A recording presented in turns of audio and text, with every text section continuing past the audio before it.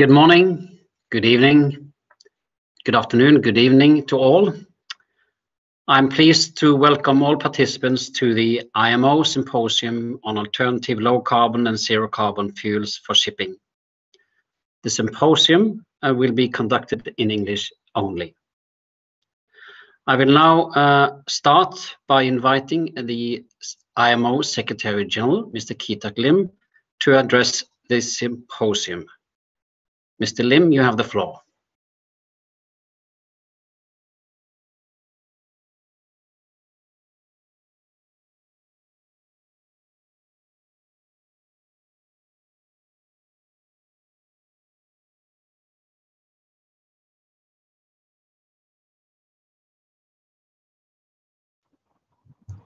Mr. Keith Lim, can you hear me?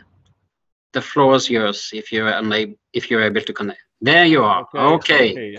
Good morning. The floor is yours. Mr. Oftedal. Thank you, Mr. Oftedal Swainen. Excellencies, distinguished participants, ladies and gentlemen. It is my pleasure to welcome you to IMO's Symposium on Alternative Low Carbon and Zero Carbon Fuels for Ships. Combating climate change is one of IMO's main priorities, but also one of the biggest challenges, in particular for shipping. During this symposium, we will present various promising solutions that would have potential to pave the way to reaching the GHG reduction goals, as set out in the IMO's initial GHG strategy. I found it very encouraging to see how the adoption of IMO's initial GHG strategy and its ambitious goals to decarbonize shipping by the end of this century has sparked so many new actions across the maritime value chain related to alternative low carbon fuels in parallel with our regulatory work.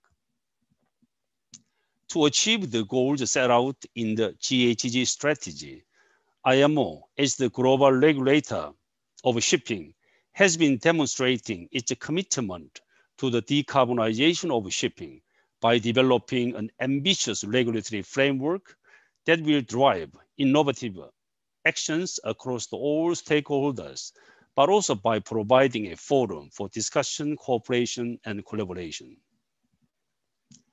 To reach a low and zero carbon future for shipping, will lead new technologies, new fuels, and innovation. Exciting research and development into low and zero carbon marine fuels is already underway. IMO wants to further accelerate such initiatives by providing the global forum for sharing knowledge to promote R&D and to build partnerships between the stakeholders among public and private sectors, not only in the shipping industry and ports, but also private and development banks and academia at international, national, and local levels. No single stakeholders can make decarbonization of shipping by acting alone. The program of this symposium therefore emphasizes the importance of building partnerships and connecting the different actors in the maritime value chain. Just last November, IMO demonstrated that despite the very difficult situation imposed by COVID, we were able to make progress through cooperation by approving short-term GHG reduction measure in the virtual meeting. Acting together, we can define the strategic, regulatory, and the policy framework that is needed to attract necessary investment, to put in place the required infrastructure, and to ensure a safe use of low and zero carbon fuels. There are leaders of this journey in the world, the climate champion, and some of them will present their latest innovation during this symposium. At the same time, IMO wants to ensure that no country is left behind in the energy transition. Therefore, this symposium also serves to highlight opportunities for member states to share knowledge of generating and supplying renewable marine fuels across the world, and identify potential area of collaboration and cooperation. To support this, IMO continues to expand its portfolio of capacity building projects, which are in line with IMO's ambitious goal in the GHG strategy. For instance, IMO's Green Voyage 2050 project focuses on assisting developing countries in achieving the level of ambition set out the IMO GHG strategy by exploring alternative fuel opportunities. Our Next Gen initiative provides a concept for a collaborative global ecosystem of maritime decarbonization initiatives, aiming to facilitate information sharing on decarbonization initiatives across many stakeholders and to identify opportunities and the gaps for decarbonization in the global shipping communities. IMO, together with the European Bank for Reconstruction and Development and the World Bank, have also established a FinSmart roundtable with the leaders from financial, public, and private sectors, an initiative launched to discuss and address financial challenges to deal with the climate change and the COVID-19 recovery in the maritime sector, particularly in developing countries. Ladies and gentlemen, IMO's GHG strategy has sent a clear signal that it is time for energy transition in shipping with alternative fuels and infrastructure to support low and zero emission of shipping. The route to net zero carbon shipping will not be easy. Nonetheless, I am hopeful that the range of initiatives presented during this symposium will demonstrate what is already underway, but also underline what more is needed to accelerate zero carbon shipping. Maritime trade is vital to the world's sustainable development. So let us use this symposium to reinforce existing partnerships and to create new opportunities to work together to enable the sustainable post-pandemic recovery and to ensure that shipping has a truly sustainable, decarbonized future. I'm confident that our presentation, discussion today and tomorrow will benefit us all and will showcase our commitment to decarbonization of shipping. I wish you all the best and also very success of this symposium. Thank you, Chair. Thank you very much, Secretary General, for your opening remark, for your leadership, and for initiating this very important symposium. Now, I would like also to thank all participants all around the world which are connected to Zoom and on YouTube for joining us on the IMO Symposium on alternative low carbon and zero carbon fuels for shipping. Let me first inform you on some important practical information. All attendees on Zoom, you will have your microphones automatically muted and your cameras turned off. You will be able to turn them on upon a specific request for the floor. After the presentations by the panelists in each block, there will be a Q&A session. Participants are invited to send written questions to the speakers using the Q&A function you can see at the very end of your bar on your screen, the Q&A icon. During the Q&A session, I will try to accommodate as much questions as possible. The Secretariat will monitor the question posed on the Q&A space. The Secretariat will also collect any remaining issues and follow up on those with the speakers after the symposium. And it is an intent to share that with you on the IMO website, imo.org, meaning that we will try to accommodate as much questions as possible so we can all be informed. It is of paramount importance that we adhere to the strict time management. I insist here on the need for speakers to stick to the 10-minute speaking slot, since we open on time and we will close on time. Finally, I should inform you that the symposium is now broadcasted live on IMO YouTube page that will be recorded, and that presentation materials will be made available on the IMO website after the symposium. Now, let me provide you some remarks on the program. I think it is very exciting. The program for today and tomorrow was built from the observations that transition towards a low carbon shipping and will involve the maritime community entirely, all players, from charters to fuel providers, from ship operators to shipyards, from equipment manufacturers to ports, from research institutions and seafarers. And each and everyone's experience will be important.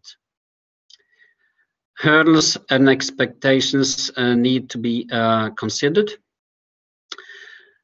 The program of this symposium will allow for a wide variety of stakeholders to discuss the issues at hand. Under Block 1, we will invite ship owners from all around the world to share their experience in using a variety of alternative low carbon and zero carbon fuels, and listen to their expectations in terms on how IMO could facilitate the uptake of alternative fuels. Under Block 2, we will focus our attention on building future-proof ship, with speakers presenting state-of-the-art technology supporting the transition towards low-carbon shipping. And tomorrow, on the Block 3, we will start by looking into the fuel supply chain. And finally, on the Block 4, we will enlarge the discussion to fuel production issues, R&D, and look in particular at opportunities for countries to provide low-carbon and zero-carbon fuels for shipping. As clearly stated by the Secretary General, the reduction of GHG emissions from ships stands high on the IMO agenda, and this will most likely accelerate in the years to come. The IMO's history is full of challenges we are facing together, and it is by moving forward together as an organization that we will overcome the global climate challenge. The initial IMO strategy on reduction of GHG emissions from ships identifies the need to actively promote the work of the organizations to the international community. And therefore, this symposium falls fully within the strategy framework. That is what we intend to do here and tomorrow, today and tomorrow. At the symposium, we will be invited to listen and then engage discussions with eminent speakers. I'm glad to be the moderator of this event. And of course, I will take my notes. This is very important for me as information to me as well. And I'm sure that very much important information will be shared. I'm confident that this international symposium will make a positive contribution to the wider policy discussions taking place at the IMO. And I believe that the information to be presented during these 2 days will be useful to that extent. Now, I now suggest, and we have all speakers now logged in, that we move forward to Block 1. And I'm happy we are a little bit ahead of schedule. That is fine. So we go into Block 1 and invite ship owners to share their experience on the use of alternative sustainable fuels. The 5 speakers, they will provide a 10-minute presentation, followed by a Q&A session after all 5 presentations. You can start asking questions as the presenters hold their presentations and using the Q&A function, and make sure that the author and the recipient of the question are clearly identified. So identify yourself and also be specific to whom you pose the question. And now I think we shall start with the first presentation. And I would like to start by inviting Mr. Xavier Leclerc, Director of CMA Ships, to share his experience of challenges faced and lessons learned from operating LNG-fueled container ships and insight on the uptake of low carbon and zero carbon fuels for shipping. Mr. Leclerc, the floor is yours.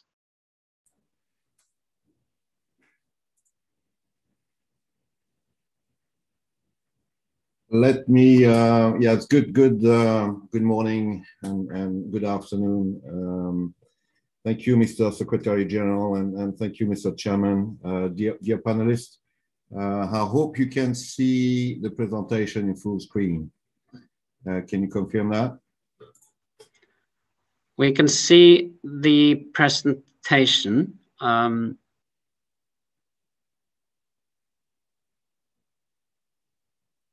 I'm sorry.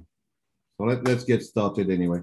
So I think if that's okay for everyone, I will scroll it from here. Sorry, I'm not super familiar with Zoom, but no problem. So I'm very pleased to be part of this very important symposium and share in the most transparent way the experience from CMA CGM, who has engaged a quite ambitious program over the last year. So there will be quite a number of ships in operation. We are at the middle of the program.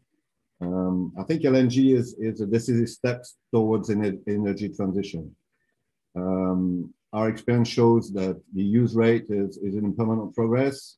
As everyone knows, the supply chain is under constant development.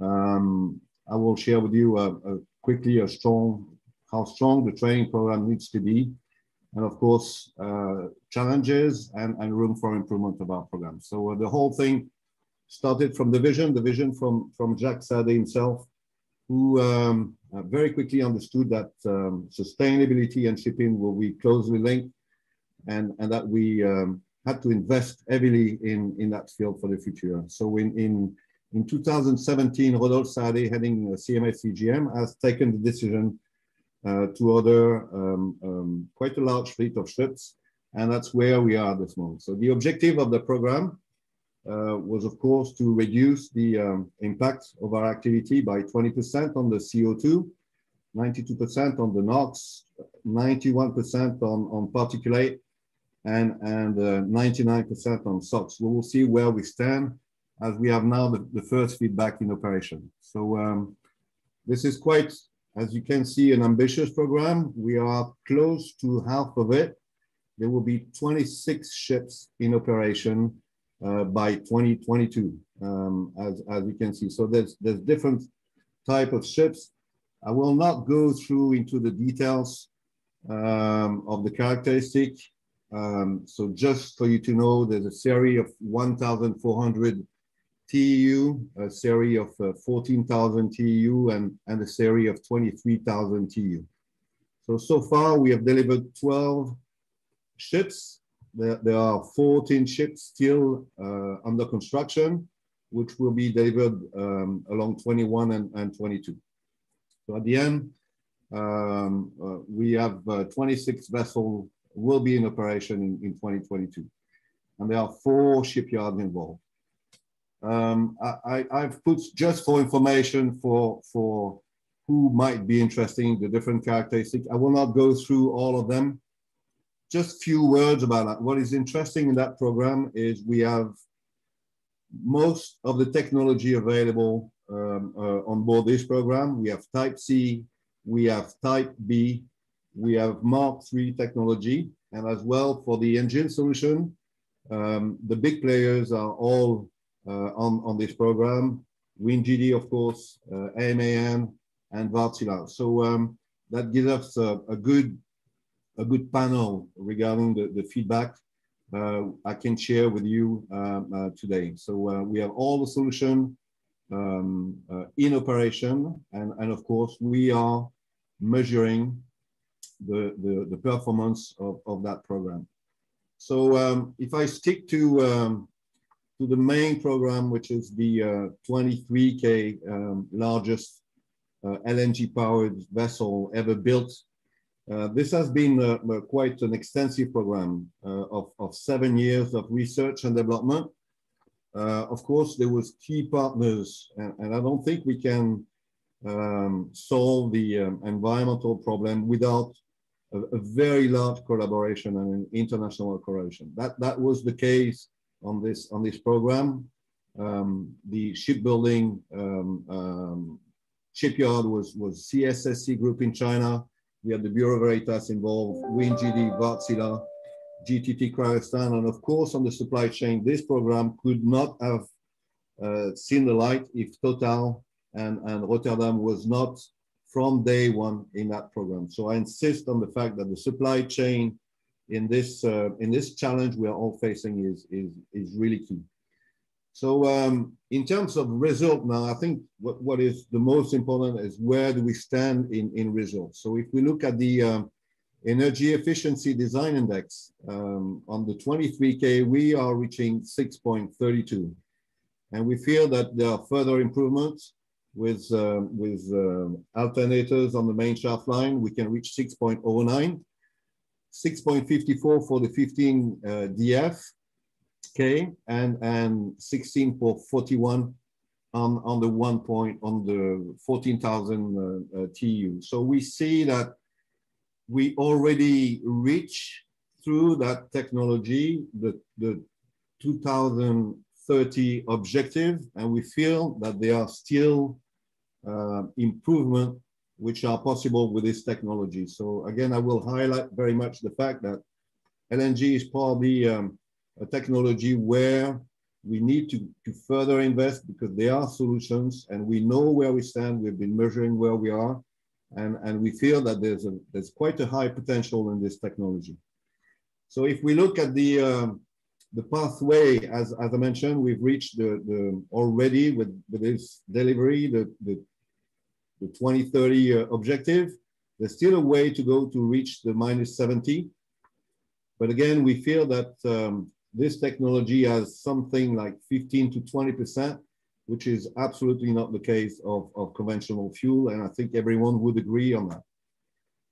So if we look at a very important point, which has drawn the attention of all the shipping industry, is of course the methane slip.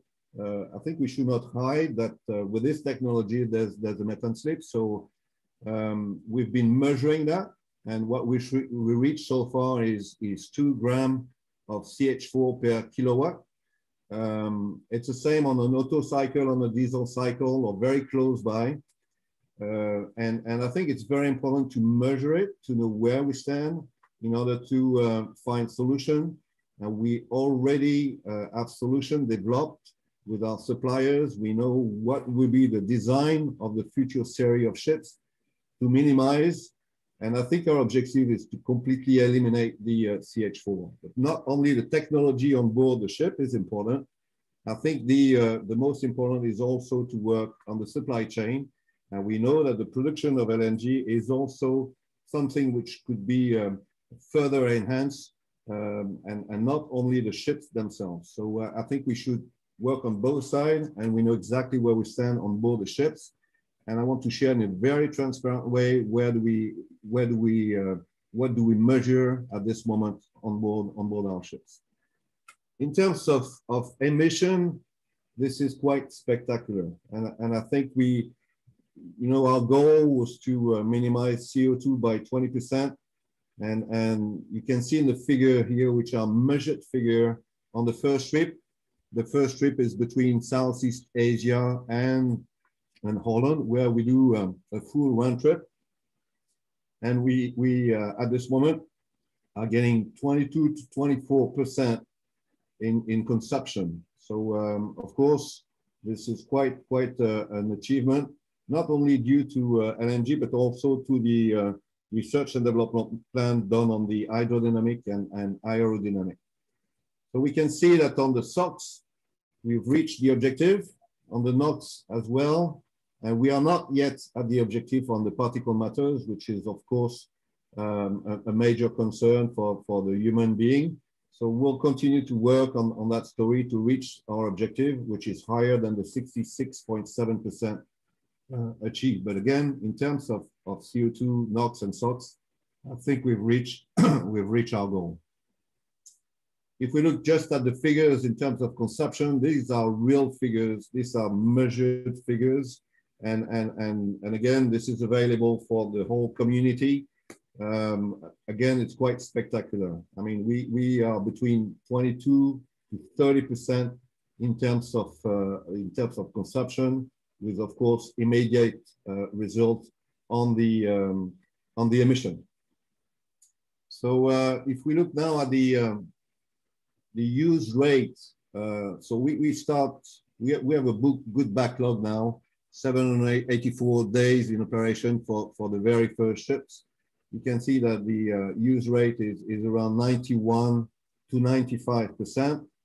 This is on the very first ships which we have been operated. And then on the larger ships with our partner, the CC Tinire is not yet significant because she has been positioned, and I know that Mr. Ducot is online as well, has been positioned to a line where the supply chain is not the best, but will be solved within the end of the year, as there will be a barge located in Fos. If we look at the big one, the very first leg we're under fuel because it was not possible to load LNG in China.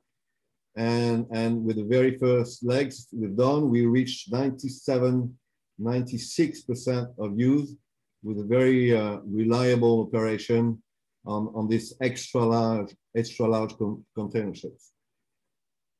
So if we look at the another very important point is of course the supply chain. We see that the supply chain is developing. Of course, the whole program was based on the supply done in Rotterdam with the partnership with Total and Rotterdam Harbour, which was a key partner during that program. We have already one possibility in Singapore now, and we are currently developing south of Europe and of course China. But I feel that we are not anymore in a chicken and egg story, as there are many projects of supply barges ongoing. I think there's 82 barges under construction at this moment. So the supply chain is definitely solved. If we look at just few things, because there are many questions regarding bunkering operation. The very first bunkering operation took us 58 hours. Of course, it was long, because the tank was not cold. And now we know that with a tank which is cold, it would take us less than 35 hours to bunker 18,600 cubic meters. Absolutely no impact on the operation, because at the same time we are loading and offloading containers. The only limitation we have in a restricted zone is with the reefers. So this is the progress we've been doing. Of course, we are learning on each bunker. This was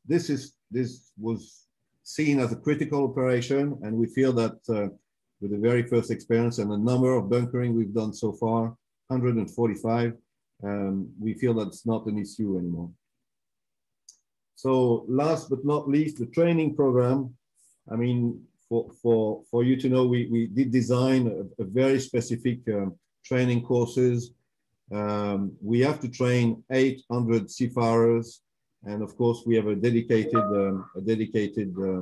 training course on that. But this is quite something, and of course the training facilities for us has been a concern and still remain a concern. I think in Europe this should definitely be increased. So main challenges we have had: prototype. Like every prototype, we've been learning every day, but we've reached a point where we feel that the operations are safe and they are reliable, and we feel that there's a good way for improving still the performance in terms of emission and efficiency. So things like post-combustion, electric load sharing, aerodynamics, hydrodynamic design, heat recovery is still possible on this technology. And we feel that for the next 20 years, there's certainly a significant step towards energy transition. So as a conclusion, and I hope I've kept my 10 minutes, we've been in an innovative and ambitious program. We feel that LNG is an immediate, efficient step for the energy transition. The use rate is increasing daily. We feel that there are potential for improvement compared to conventional solution. Training is a challenge. And of course, we'd like to make sure that in the future rules, the use of bio LNG will be taken into consideration, because we are already using 13% of what we load on board as bio sources. And we definitely know that the way will be long, but LNG is a significant step into that path. Thank you very much for that. Thank you very much. You said yourself, you hope you have kept to your time limitation, and indeed you have. And sorry to interrupt, but I think this was a very interesting presentation. We are now actually on schedule. So if you want to have a final sentence before you round up, Mr. Leclerc. No, I'm very eager to see the rest of the symposium, because I think it is the biggest challenge the shipping industry is facing, and we are quite happy that we already invested in that. So I think for future rules, use of bio sources will be key, and then I feel that there are really potential improvement in this technology. Thank you very much, and I will remind participants to post the questions in the Q&A and not in the chat function. The Secretariat will capture the questions anyway. Now, I would like to turn to Mr. Paul Hexter, the President of the Waterfront Shipping Company, to share his experience on operating tankers on methanol. Mr. Hexter, are you there? Yes, you are. Please share your screen, and then the floor is yours.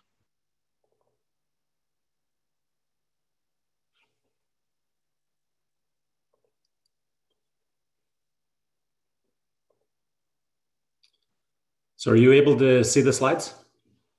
Yes. Okay, great. Welcome UN and IMO members, leaders, ladies and gentlemen. My name is Paul Hexter. I'm the President of Waterfront Shipping.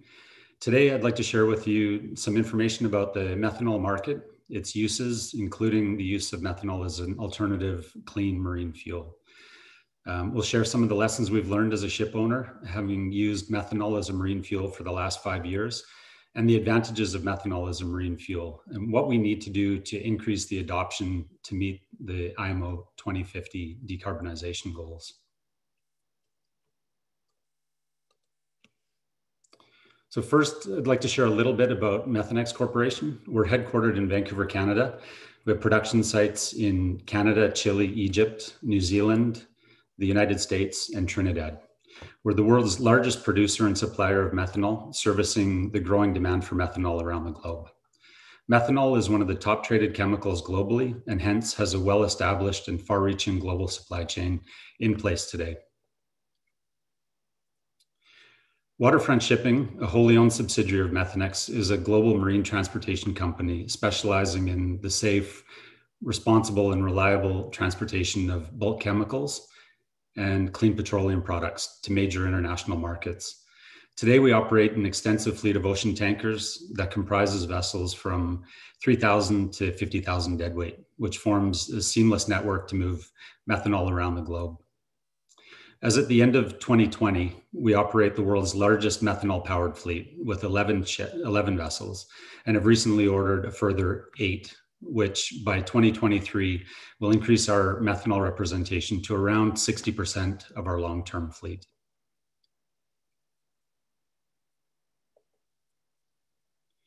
Methanol is what we like to call an essential ingredient of modern life. It's traditionally used as a chemical feedstock in the production of countless industrial and consumer products. Just a few of the examples are shown here, from particle board and paint to plastics and carpets. More recently, we've seen a shift in market demand to growing markets in the energy sector. This now accounts for close to 50% of methanol demand. This includes the marine fuel portion. Methanol is most commonly produced on a commercial scale from natural gas. However, it can be produced from many renewable sources, such as biomass, recycled carbon dioxide, and it has the potential to significantly reduce well-to-propeller GHG emissions.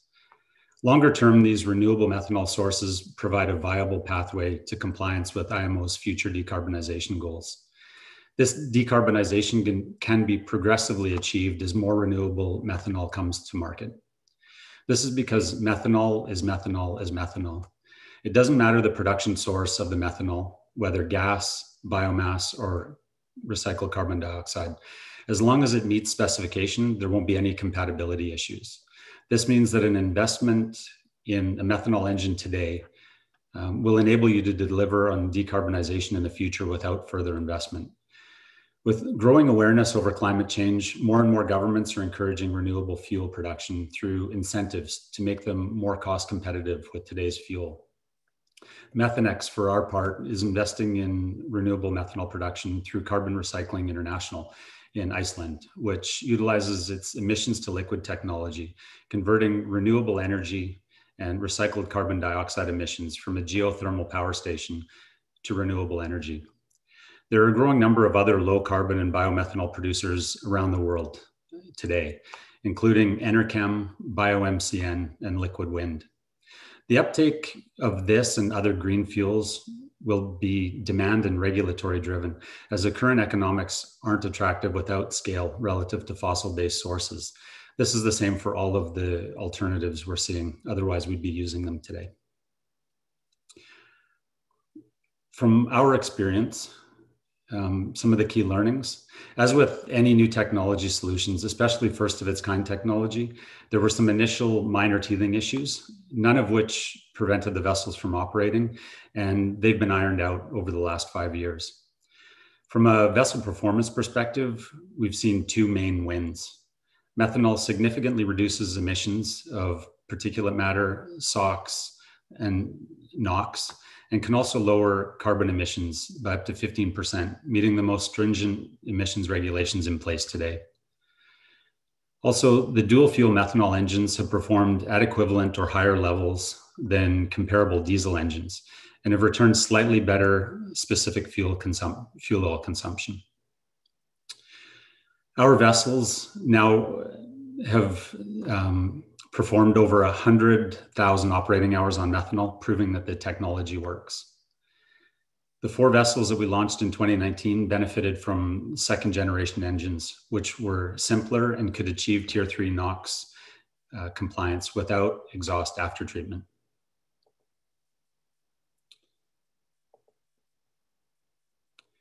Methanol is an attractive option for the shipping industry for a few key reasons.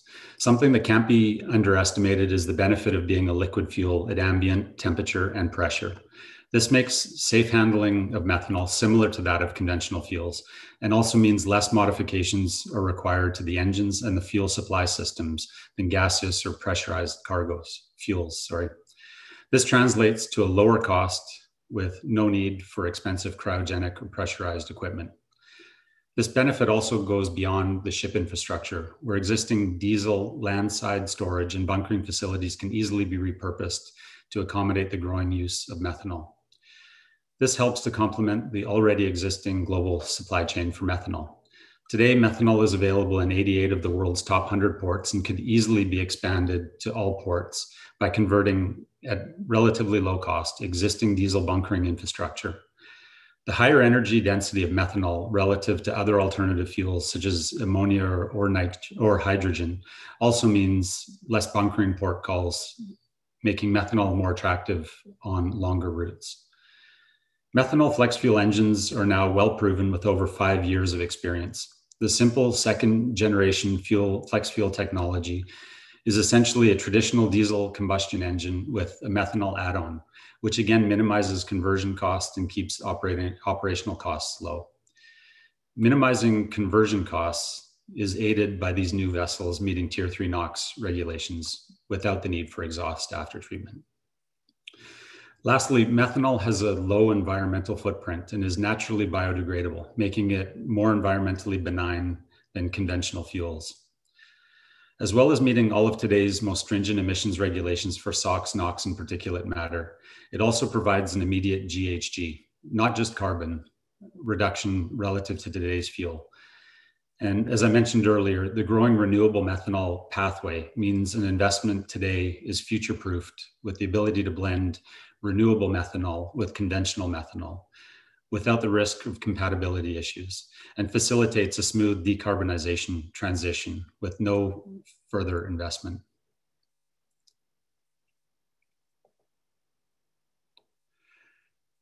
We've had great support from our partners and growing recognition and interest from the industry. Methanol complies with the strictest emissions regulations without expensive exhaust after treatment. Methanol is a marine fuel that has been proven in practice, is practical as a liquid, and is cost competitive with clean alternative fuels over the energy price cycles, and provides a pathway to decarbonization. The industry is really taking notice of methanol as it invests for the future. Thank you for the opportunity to speak to you today, and I look forward to the panel discussion a little later. For now, I'll leave you with a slide showing some of the partners that have helped us get this far. Without them, none of the achievements that have been reached so far would have been possible. The slide also includes some other significant industry players who have understood the benefits of, and in many ways advocated for the use of methanol as a marine fuel today and tomorrow. If I'm not able to answer all the questions during the Q&A period later, please feel free to reach out and I'll follow up wherever possible. Thank you very much, Mr. Hexter, for sharing your experience and keeping exactly within your 10 minutes, and go straight to Mr. Dacour, Mr. Cyril Dacour, which is CEO of Eastern Pacific Shipping, to share his experience on testing biofuels on commercial maritime routes. Mr. Cyril Dacour, the floor is yours. Hello. Good morning, good evening. Thank you for giving me the opportunity to present to this symposium. Let me try to share my screen to start with. Can you see my screen? Yes, please go on. Okay, very good. So first of all, again, thank you. It's a privilege to present to this forum and give the perspective of the ship owner. First of all, I would like to commend this group for the work that you're doing and all the effort of the industry towards decarbonization. I think one observation that I have over the past few months or years is the level of commitment and interest on this topic has never been as high as it is now, and it's very nice to see that in a COVID environment, the industry is not dropping a ball on these important targets. From our perspective at Eastern Pacific Shipping, we've invested heavily in reducing our emissions, both in terms of human capital and financial means. And we've looked at many solutions and made investments in alternative fuels. Some of them were mentioned by our partner CMA CGM earlier. One point I'd like to make before I go into the biofuel is that we take a very agnostic approach. There is a debate on what is the perfect solution for the future, what is a true zero emission solution, and it's not something that unfortunately we feel qualified to conclude on. And what we first look is what we can do for the environmental today, taking into account operational and commercial limitations. So on the specific topic of biofuel today, we've successfully tested on one of our vessels end of last year, and I'm pleased to present the result with you. Move to my next slide. 1 second. Just a couple of points on who we are. Eastern Pacific Shipping is an independent tonnage provider. We are part of a group that manages about 200 vessels technically and commercially. And we have a very diversified fleet. So in a way, we have a good reflection of what is the world of shipping out there. We have ships in all major segments: containers, tankers, and bulkers.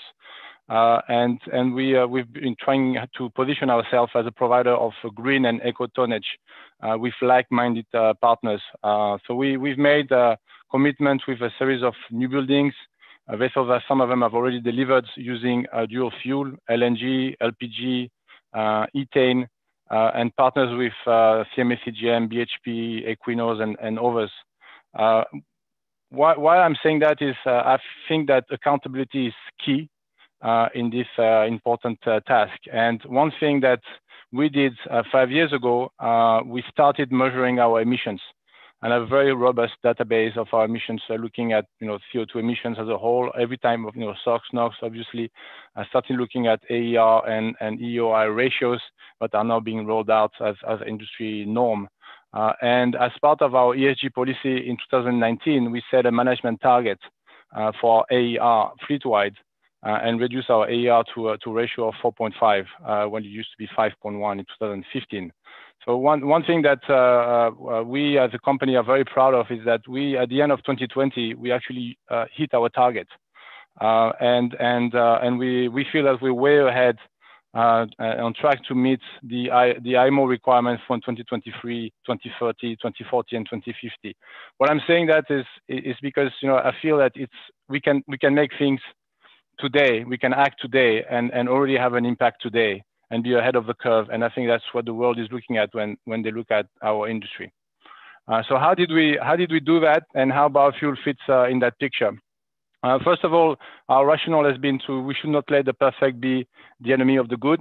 There are ways today to reduce emissions, and as long as they are practical, technically, operationally, and commercially, we should use them. We look at the world of environmental actions as far as ship owners is concerned in three buckets. Solutions that help us handle existing vessels, legacy ships with engines that are 10 to 20 years old, and biofuel fits in that picture. They can be used on existing vessels, and they can reduce emissions of these vessels now. Then we look at alternative fuels that are available today, and that might not be perfect, that might not be zero carbon, that might have some trade-off, but there are a number of solutions like LNG that was presented by our partner CMA, LPG, methanol, ethane. There are fuels out there that prove to have a net improvement. And then finally, we obviously spend a lot of time looking at the alternative for the future. Ammonia, hydrogen are being strong contenders out there, and we always try to analyze also what are the considerations that we should look at as ship owners: weight, energy densities, these issues that are question number one when we have to present these solutions to our partners. But today I will talk to you about biofuel. This is a solution that we can use now, and it's applicable to all vessels.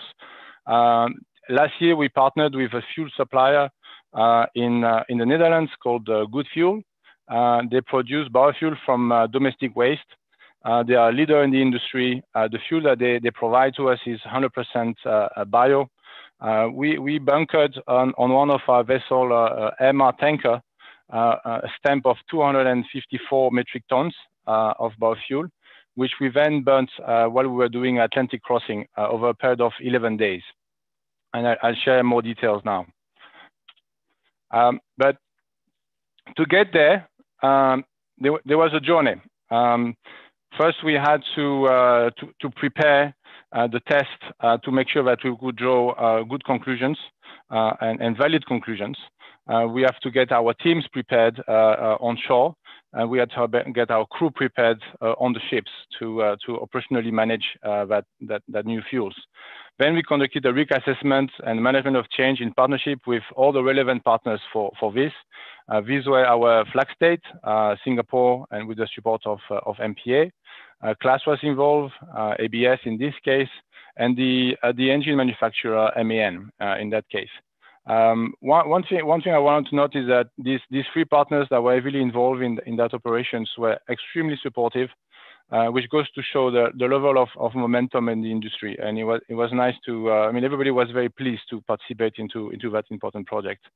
And once we had all the procedures cleared, we had to physically prepare the vessel, clean the tanks, make sure that our fuel supply systems were compliant, that there would not be any risk of contaminations. And one thing I'm pleased to report here is that this was a very successful trial. The changeover from conventional fuels to biofuel was seamless. The entire stamp of biofuel was burnt without interruptions over a period of 11 days, as we were, as I said earlier, doing a cross-Atlantic crossing. There was no operational issue to report. Engine performance was good. I've listed here some of the physical properties of the biofuel compared to VLSFO, which was the alternative fuel for this specific ship, as well as the engine performance. So the most technical of you will notice that the biofuel has lower viscosity, lower pour points, and about 10% lower calorific value compared to market standard VLSFO. And as a result of that, the engine consumption was slightly higher by about 10%. But as far as the engine was concerned, in terms of RPM, slip, load, power outputs, there was no noticeable difference that is worth noting here. So it was business as usual. So in a nutshell, I'm very happy to say that it works. What in terms of emissions, and here I'm just going to talk about CO2, which is the important emissions at stake today. We received a certificate by SEC for a carbon certificate for zero emission. This fuel was used on the main engine only, so this relates to main engine emissions. As a total voyage, we still burned VLSFO on some of the auxiliary engines, but the net emissions was marginal compared to what we would have emitted otherwise. Putting here the AER ratio and the EEOI ratio impact. So we went from 5 to 6 grams to 0 on the main engine. Mr. Dufour, I'm sure you're towards the finalization of your presentation. Can I just ask you to kindly to wrap up?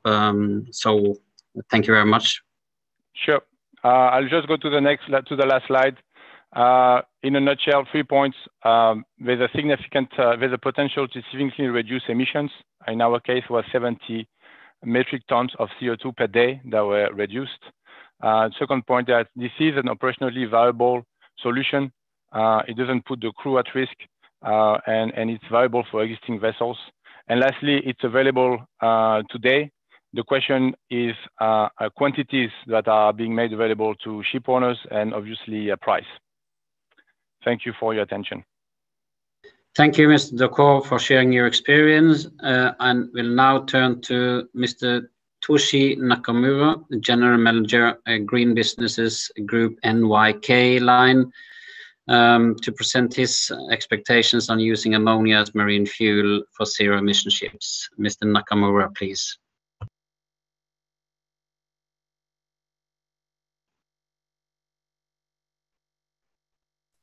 Can you see the slides? Yes, we can see your slides. The floor is yours. Okay, thank you very much. Thank you very much for giving us such opportunity to speak today. I'm very honored to be here. My name is Toshi Nakamura, a Senior General Manager of Green Business Group of NYK Head Office in Tokyo. Today's topics of my presentation is ammonia as marine fuel.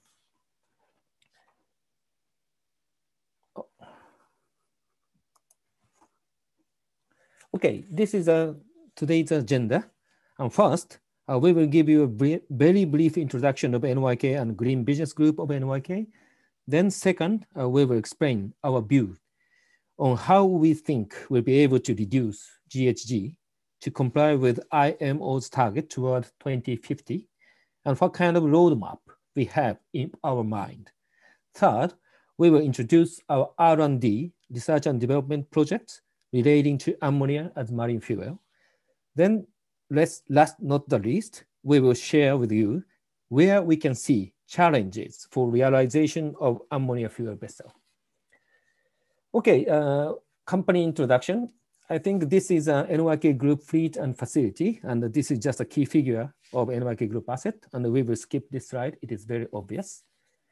So on the next slide, this slide shows the background of establishment of Green Business Group, which I belong to. In 2018, we announced midterm management plan called Staying Ahead 2022 with digitalization and green.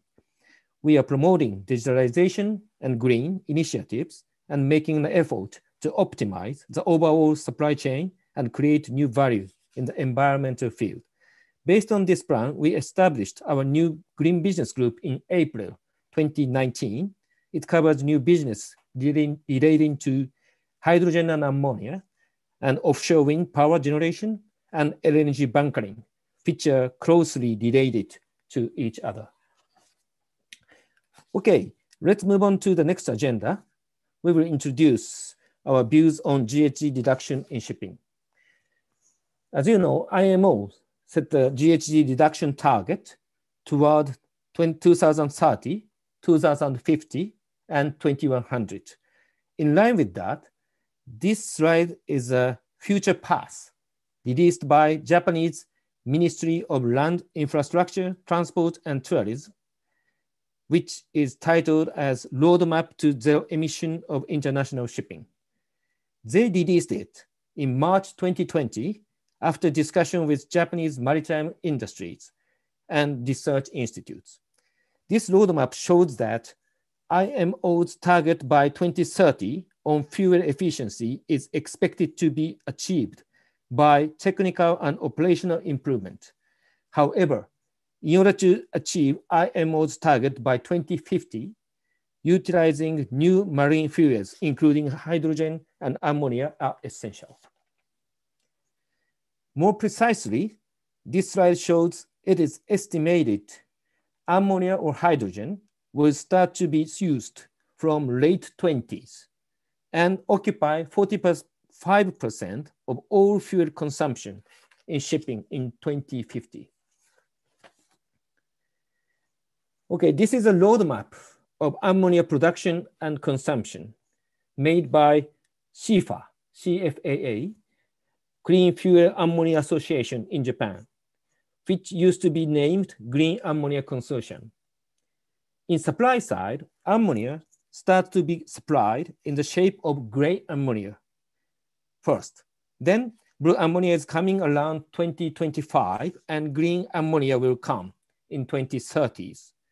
When it comes to the demand side, this slide shows ammonia is estimated to be used as marine fuel widely in 2030s after it is used in power generation sector in large scale in the shape of co-combustion with coal and or combined gas turbine cycle. Large scale consumption in power generation will help the cost of ammonia to be reduced and enable shipping industry to start to use it as marine fuel economically. We will skip this slide to save time. Then, okay, now we want to move on to the introduction of our project. In 2020, we launched the joint development R&D project with our partners in relation to ammonia.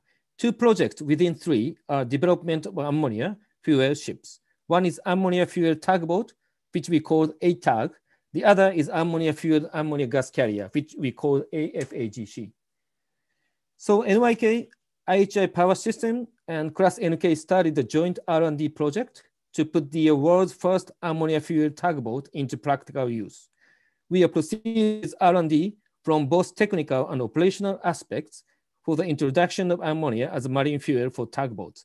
We have been tackling themes such as the technological development of the hull, engine, and fuel supply system, and development of safety navigation methods. In fact, these 3 companies in the past worked together to jointly develop the LNG fuel tugboat named Sakigake, She was built in 2015 as Japan's first ship fueled by LNG, which was bunkered from outside of the ship.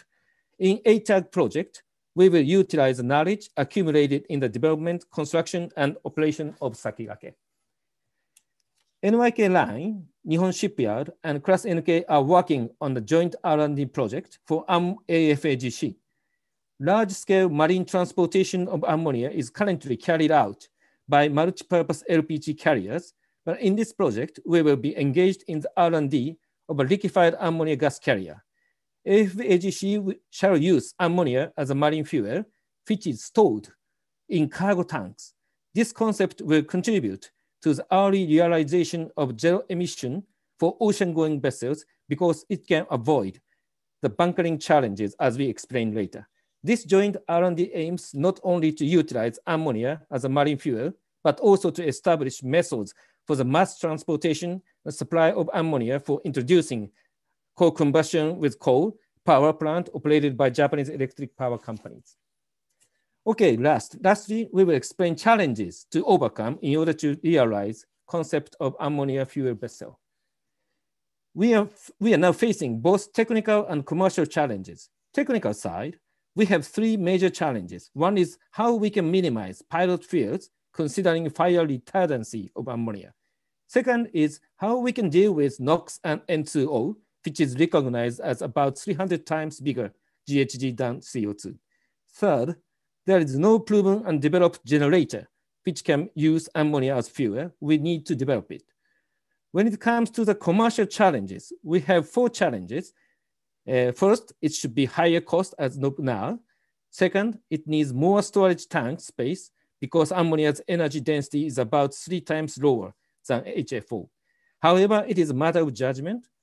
What we think more important is challenges in supply chain and safety. We will explain then by additional slides lastly. So this, please take at this slide.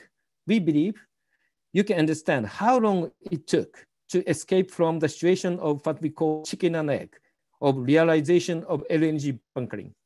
As you imagine, ship owner says, we cannot invest LNG fueled vessel without sufficient and reliable LNG supply by LNG bunkering vessel. On the other hand, bunker supplier says, we cannot invest LBV without enough demand from LFV. It took more than 10 years. The situation has almost ended. However, maybe 2 or 3 more years will be needed from now until such situation is completely finished. This is last, then safety. Ammonia is toxic and corrosive material. So in order to build ammonia fuel vessel, we need to comply with safety regulations. What kind of regulations will be applied? It depends on the type of the ship. In the ship, if the ship is liquefied gas carrier like AFAGC, IGC code shall be applied. It means toxic fuel is not allowed to be used. So in principle, AFAGC cannot use ammonia fuel without amending IMO regulations. If the ship is other type of ship than liquefied gas carrier, IGF code shall be applied. The IGF code mainly covers LNG fuel. Ammonia fuel is not covered. We need to set guidelines based on safety verification. We will skip it. This is the last slide. We proceed with our ammonia project in cooperation with the related Japanese government sector, MRIT, and Japanese Classification Society Class NK. However, it is finally necessary that we have international safety standards and rules to be used ammonia as marine fuel to promote decarbonization widely in the shipping industry. Thank you very much for your attention. Thank you. Thank you very much, Mr. Nakamura, for a very efficient presentation. And we are now going into the last one in this block, which is Mr. Simon Bergulf, Director of Regulatory Affairs of AP Møller Mærsk, to present his views on decarbonization of shipping, new fuels, new regulatory framework, and new reality around the corner. Mr. Bergulf, the floor is yours. Thank you very much, Chairman, and I will do my best to stay in the time limit accounted. Let me see if I can share my screen. Someone has first to close. There you go. Thank you.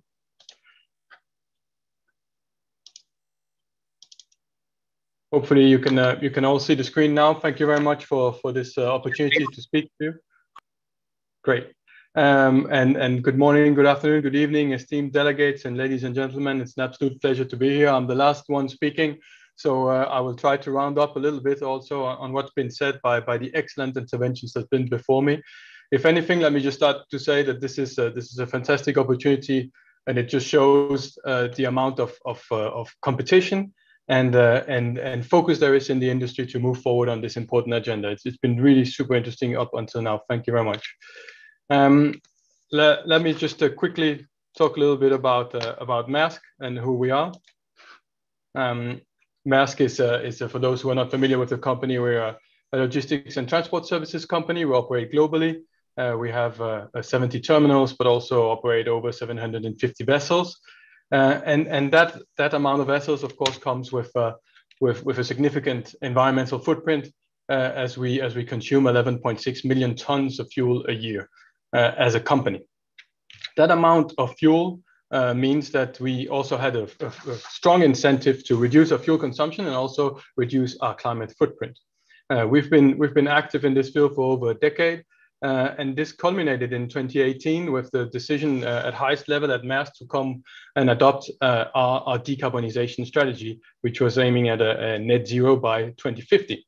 That strategy also aimed to have a commercially viable net zero vessel on the seas before 2030. And in 2018, a lot of people came to us and were very interested in collaborating, and we thanked them for the strong interest. Another group of people came and said that it was a moonshot that was not achievable. We are now 2 years later, and after you've heard from the other speakers as well, I think that we can all agree that it's no longer a moonshot at all. Things have changed so quickly and so exponentially over the past 2 years that we also internally at Maersk have to ask ourselves whether we don't need to accelerate our own strategy, as been said by my CEO recently. So watch that space. The strategy that we built up was built on 4 core pillars. The first one was the design of carbon neutral vessels. And very honestly, after the work that we put in for the past decade, we have to say that the technical means of reducing your CO2 emissions are drying out for container shipping.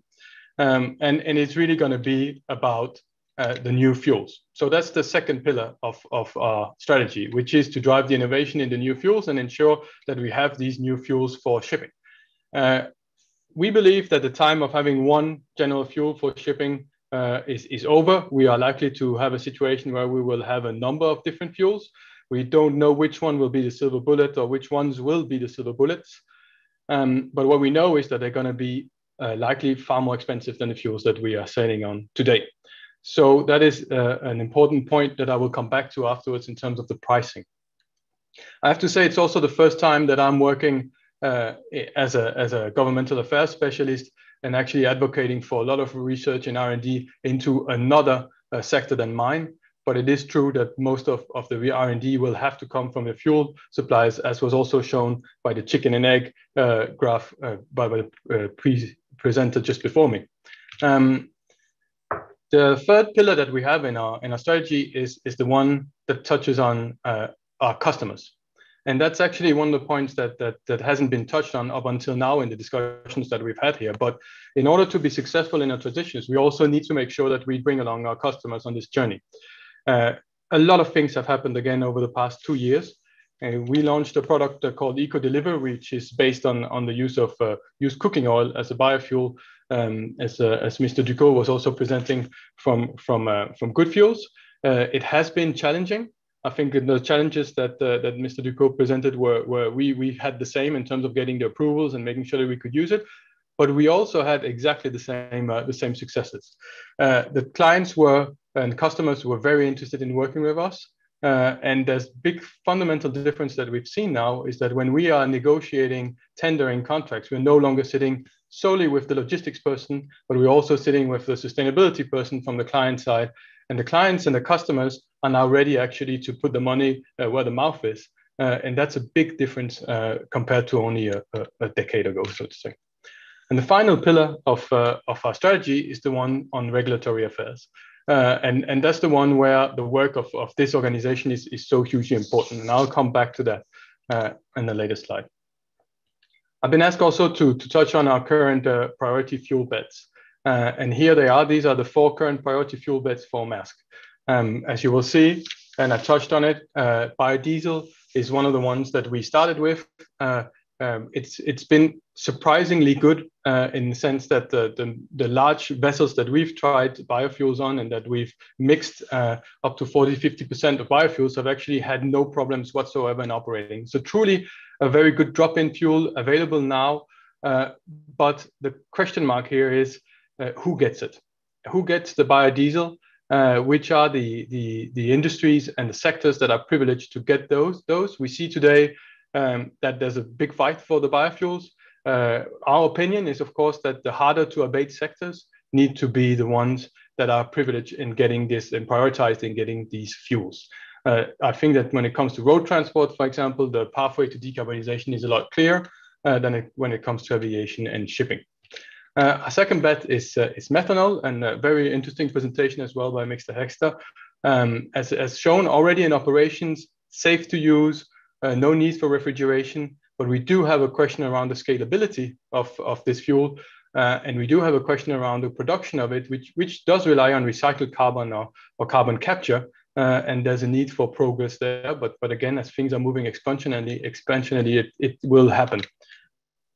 Our third bet is what we call lignin fuels, and that's a new biofuel that we're working with a number of partners on, where we are using a residue from biomass from the pulp and paper industry called lignin, which today is really a waste product, and mixing it into an alcohol-based fuel. This would actually lower the price of the alcohol-based fuel substantially, and we would have a price-competitive fuel. It's still in development stages. It's promising. We have still question on scalability and infrastructure, but it is one that we firmly believe can deliver. And the last one is ammonia. Only the fully zero emission fuel that we have on our fuel bet here, because it doesn't have a carbon molecule. But there are a number of questions here around safety and toxicity, infrastructure. There are also questions around, and I think that was raised by one of the other panelists as well, the needs for our seafarers to be trained extensively to handle this. The training on LNG is one thing, the training on ammonia would be completely different. And then we are dependent on the maturity of the electrolyzer technology, but to be fair, that's also true for some of our other fuel beds. So this is a quick review of what we are focusing on as Maersk now. And now this is my last slide on the regulatory challenges, and one that I wanted to bring here. I think you've heard it also from a number of other panelists today. We really need action now. It has no doubt for Maersk that 2021 will be an absolute key year for the IMO. We know and hope that the IMO will deliver on progress, substantial progress in 2021 and on the 2018 strategy that was adopted at IMO. IMO really needs to leapfrog. It needs to demonstrate leadership, and it needs to open up the difficult discussion. We have to stop talking about shaving a percentage off in here. We really have to start now looking into transition. We have closed or close to closing the short-term measures last year. We still have some work there, but let's look forward a little further. We need to secure the RD&D. The deployment is very important here. What we're talking about here is no longer actually support for CAPEX, but support for OPEX. Here, the industry's IMRB proposal would be a very good litmus test for the organization to see whether that can be agreed upon and help actually push these new fuels into the market and close this competitiveness gap between the different types of fuels. And we need to start looking at market-based measures. And I know this is a big one. I know this is a difficult discussion. But if we want a chance to actually have a market-based measure in place by the end of this decade, we have to start opening up that discussion, because it's going to take time. And it needs to be future-proof. It needs to be solid enough to withstand maybe high ambitions in 2023, but also the whole life cycle assessments discussion that we also need to have when we're looking at the fuels. We need to look at mechanism to reward first movers. You have a number of them on the panelists today. They need to actually be rewarded for the risks that they're taking and the pilots that they're making. And we also need to raise the lower bar.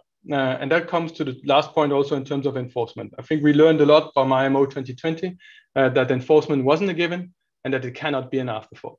So it's one of the things that need to be built into the discussions that we have now. let me finish by saying we cannot really rely on the normal way of doing things in IMO. This is an unprecedented challenge, so we need to be creative. I think the IMO is working very hard in that direction, and we need to think a little bit outside of the box. Can we have a compliance on fleet basis, for example, is one of the things that's being discussed to really reward the ship owners that have a zero emission ship in their fleet. I'd like to finish just by saying that please take this slide as a words of encouragement from the industry. We are fully behind you. We're fully supportive of all the work in the IMO. We're really rooting for you guys to come forward with an ambitious strategy, and we look forward to continue to contribute and work with you. I will now leave it here and turn to the interesting Q&A session. Thank you very much. Thank you, Mr. Berger. Thank you for presenting the Maersk experiences so far and your strategy for the future. And indeed, your last slide reminded me that I have not had lunch today. So thank you. It was very delicious. Now, let's move into the Q&A session. After having listened to 5 very interesting presentations, I'm sure there are several questions. We will do it like this. First, I would like to invite the Secretariat to read out some of the questions which have been received in writing and pose them to the presenters. So therefore, I will now first turn the floor to the Secretariat. Thank you very much, Mr. Moderator, and good day to everyone, depending on where you're joining us from, be it here in Zoom, be it on YouTube. Both in Zoom and both on YouTube, there's quite an active discussion going on, quite a lot of questions that are being posed. And on behalf also of the IMO Secretariat, we would like to thank, of course, all the panelists for their extremely interesting presentations. We have seen a lot of concrete data, a lot of information that, of course, will help us in the regulatory discussions that are ahead of us, as was mentioned by quite a number of the speakers today. Mr. Moderator, I will start maybe with some questions directed to the first 3 speakers. So to Mr. Leclerc from CMA CGM, to Mr. Hexter from Waterfront, and Mr. Ducot from Eastern Pacific Shipping. And I think particularly for the first 2 speakers, there have been a lot of questions in the Q&A related to the life cycle assessment. So some of the questions have been answered already in the chat, but I think it would be quite helpful if the speakers can give a little bit more information of how they see and what is the importance of life cycle assessment guidelines.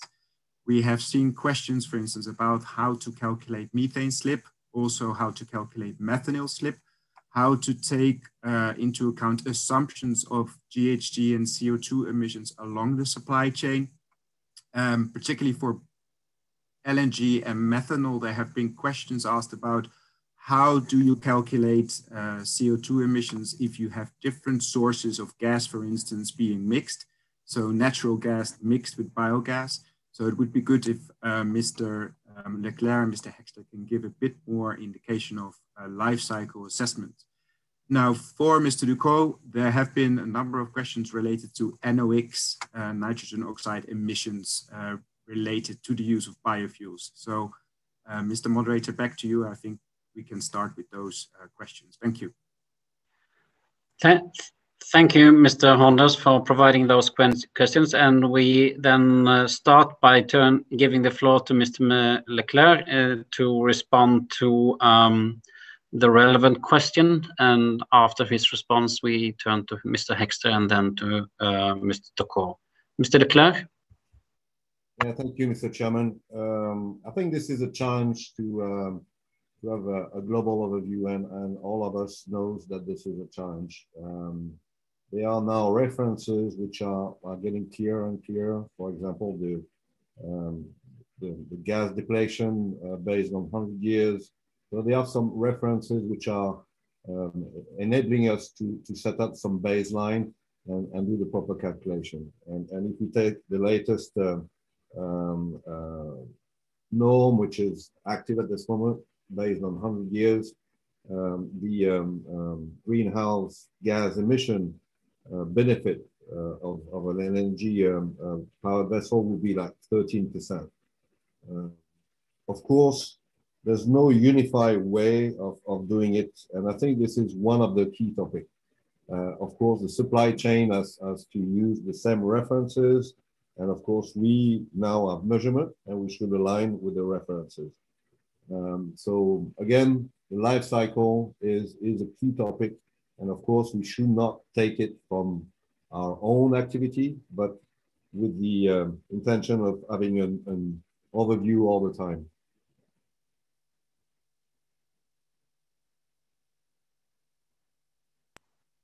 Thank you. Thank you very much for your answer. Can I now turn to Mr. Hexter, please? Thank you for the question. With regards to slip, when it comes to methanol, the engines for consuming methanol, we use a pilot fuel rather than a spark plug to ignite the methanol. And this ensures a stable and fully complete combustion. So there is no fuel slip with the methanol engines. So just say that at the beginning. I agree with the previous speaker. Right now, when it comes to alignment on how we calculate life cycle reductions, there's a need for more alignment. And that's one of the actions that we see coming forward, is we need to align the political will for carbon reduction with the regulatory measure and support. So today, we could benefit from more clarity on how, as an industry, we have a standard calculation for reduction around carbon intensity and measurement.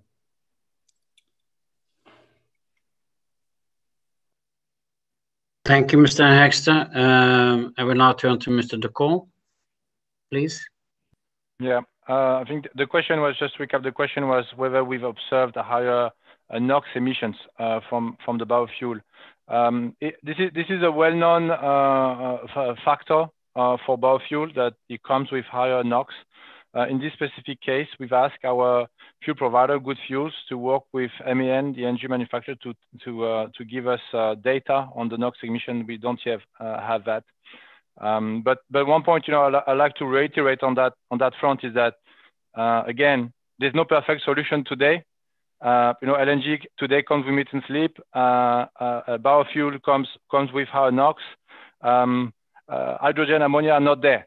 So the question is, what's the best solution today? And again, I like to repeat that we should not let the perfect be the enemy of the good in this quest of where we just stand still and do nothing.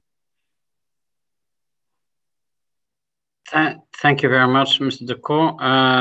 Now let's turn to the other questions which is provided in answer before I give the floor to you to have all questions as well. I saw myself here questions related to the ammonia on relation to toxicity. So can I then turn to Mr. Nakamura and ask your reply to the questions raised by Fernando Alberto Gomez da Costa, which he says, thank you for the presentation.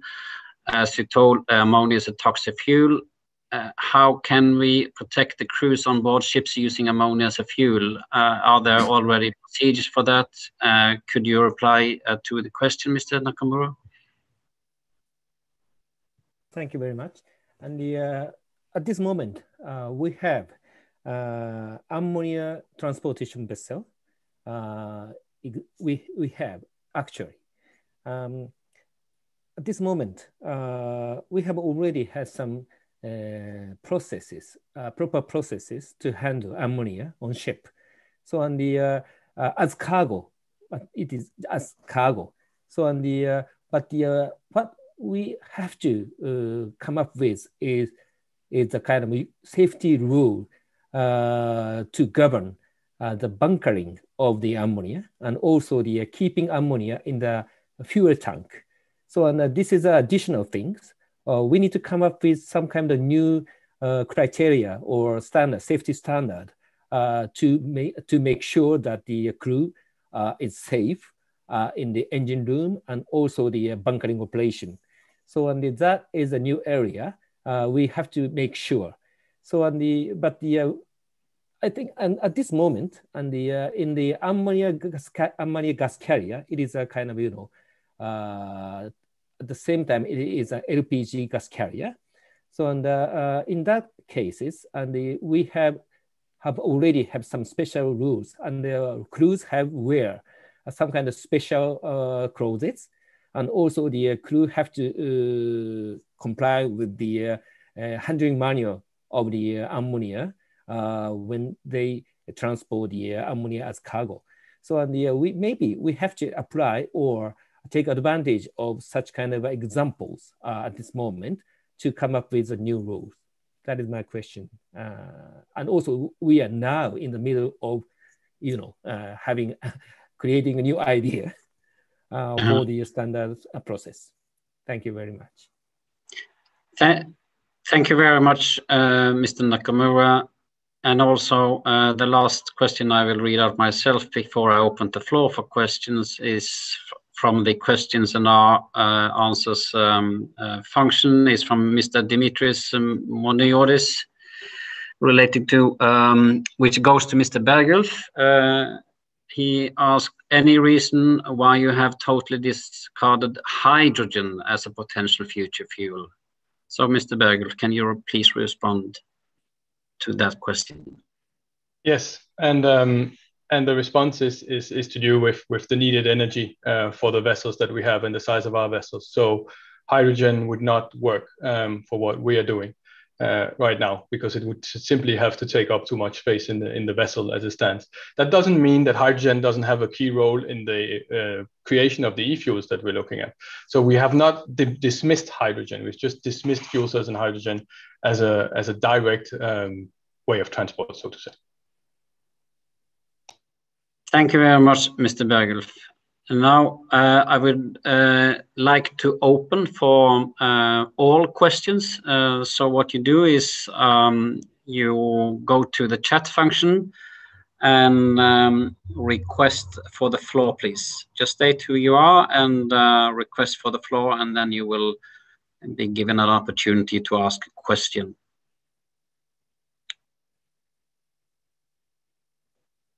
We give it a couple of seconds and see who will come up. Well, while we are waiting for requests for the floor, can you then also please allow me to ask a question while we are waiting for others to take the floor? Mr. Nakamura, in your presentation, you highlighted the issue of the scalability of hydrogen-based fuels and the importance of short sea shipping as a first step towards a wider uptake in international shipping. Could you further develop on this and let us know to what extent national action plans, as one example, which also the IMO have a resolution on encouraging the development of national action plan, could play a role in phasing in alternative fuels for deep sea shipping? Mr. Nakamura? Okay, thank you very much for Mr. Moderator. Okay, in Japan, a discussion is going on ammonia usage for the power generation sector. So, and the Japanese government we have at this moment the talking session between Japanese government, METI and MRIT, and private sectors like a shipping company or energy company or trading house. So, and we have had lots of discussion so far for this 1 year. So now, Japanese government plan is to introduce ammonia for the power sector. So, and target is 3 million tons in 2030. So 3 million tons of ammonia are expected to be imported to Japan for the coal combustion with coal firing. And 2050, 30 million tons of ammonia will be imported to Japan, especially for the usage of ammonia for the power generation. Maybe it is combined cycle, combined gas turbine cycle, and the 100% combustion, higher combustion percentage of the combustion with coal, in order to reduce the usage of the coal, to reduce then the CO2 emission from the coal firing plant. So that is a target of the Japanese government and also the private sectors at this moment. So that is very important for the shipping industry. Once it is materialized, I think the shipping industry will be able to utilize ammonia in a lower price thanks to the scalability of the supply chain. So the supply chain will be set up as first for the usage of ammonia for the power generation sector. Then we can utilize ammonia for the marine fuel. That is discussion in Japan. We have in Japan that is a discussion we have at this moment in Japan. Is it? Thank you. Thank you very much, Mr. Nakamura, for the very clear answer to the question. I can now see that in the chat function that Mr. Sunil Krishnakumar has a question to Mr. Paul Hexter. So you can have the floor, Mr. Krishnakumar. You can turn on your camera and your microphone, and you can pose the question yourself to Mr. Hexter. Mr. Krishnakumar.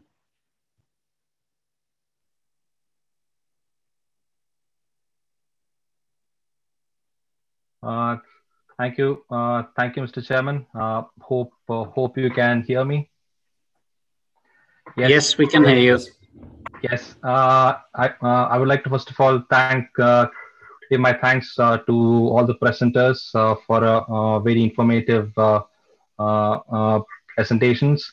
My question is specifically to Mr. Paul Hexter. Thank you for your presentation on the use of ethanol.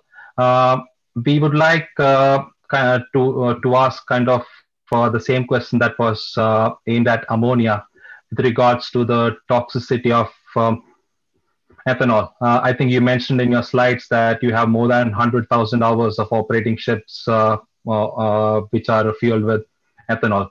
Have you faced any particular challenges with using methanol as a fuel with regards to its toxicity? And have you had to ensure that there are extra measures that have been put in place for crew safety for these ships? Thank you very much. Thank you for the question. Yeah, safety obviously is a priority when you're dealing with any fuel. Methanol is a low flash point, so based on that, it cannot be stored in the engine room. So from a safety enhancement perspective, methanol is the fuel delivery system is a double wall piping from the storage tank outside of the engine room into the engine itself. So that double wall piping has sensors and the ability to purge in the event of any release. So we call the technology as a fail-to-safe system. So if there's any issue with the secondary fuel delivery system or the methanol supply system to the engine, then the system will be purged with nitrogen and immediately revert to whatever conventional fuel the ship was running on the next engine piston stroke. So from a safety perspective, we have double wall piping anywhere in the engine room to prevent exposure to the crew, storage outside of the engine room, and a purging system to flush the secondary fuel delivery system with nitrogen in the event of an escape. MAN have done additional training for the technology. And then for our ships on board, we have methanol safe handling training that the crew do even when conventional fueled ships. So as a cargo and as a fuel, the crew on board are doing methanol safe handling training on a regular basis. Thank you, Mr. Hexter. Then we have a question raised by Mr. Allwright, Gavin Allwright, to all presenters, to the panelists. and in order to save time, I just read it out myself. It is relating to the infrastructure. Yes, tomorrow we will have a block on infrastructure, but let us now listen to how the perspective of the shipping industry on this one. Your expectations, and we take the timing of rolling out the infrastructure for the various types of fuels. It took quite many years for LNG. So if we start with Mr. Bergulf and take it in that order, Mr. Bergulf and Mr. Nakamura, and then in that order, what's your expectations on the infrastructure for your best guess on fuels? Yeah, and that is literally the $1 million question, right? But I have to say I am a lot more optimistic than when we looked at the LNG infrastructure.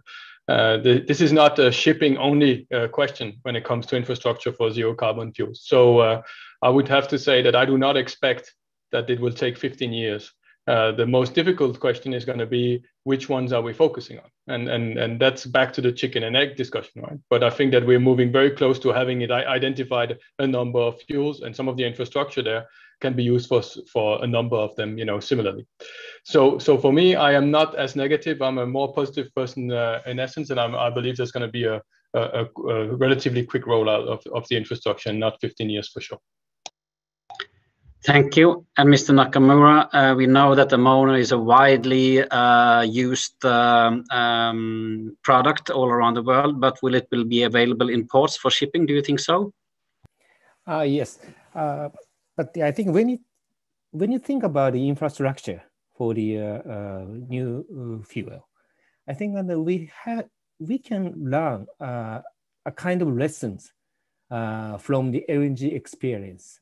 So LNG is now started to be used as marine fuel, but the first and the LNG supply chain was established by the joint collaboration among all supply chain players. It's like, supplier, the LNG developer, and also the off-taker, and also the shipping company, and also the engineering company, etc. So, and also the banking industry. So, and when we establish the infrastructure of the supply chain, I think the most important thing is the collaboration all through the supply chain. So that is a kind of lesson we have to learn from the history in LNG. Is it? Thank you very much. And going then to Mr. Ducor on the availability of biofuel for shipping, do you think shipping will get the amount needed? At the moment, the shipping industry, I think the availability of biofuel dedicated to maritime is around 2% of what the shipping industry needs. So it's a fraction. It's a drop in the ocean, literally, or actually not in the ocean, in the engine. But with smart rules, regulations, economic incentive, carbon tax, or any other measures that regulators can put in place, we know that these things can move very quickly. The same way that my colleague at Maersk was saying that I think we all got positively surprised by how quickly the LNG bunker infrastructure developed itself. I think as an industry, we know that if the right framework is there and people are moving together, things can happen in a couple of years, and that's reassuring.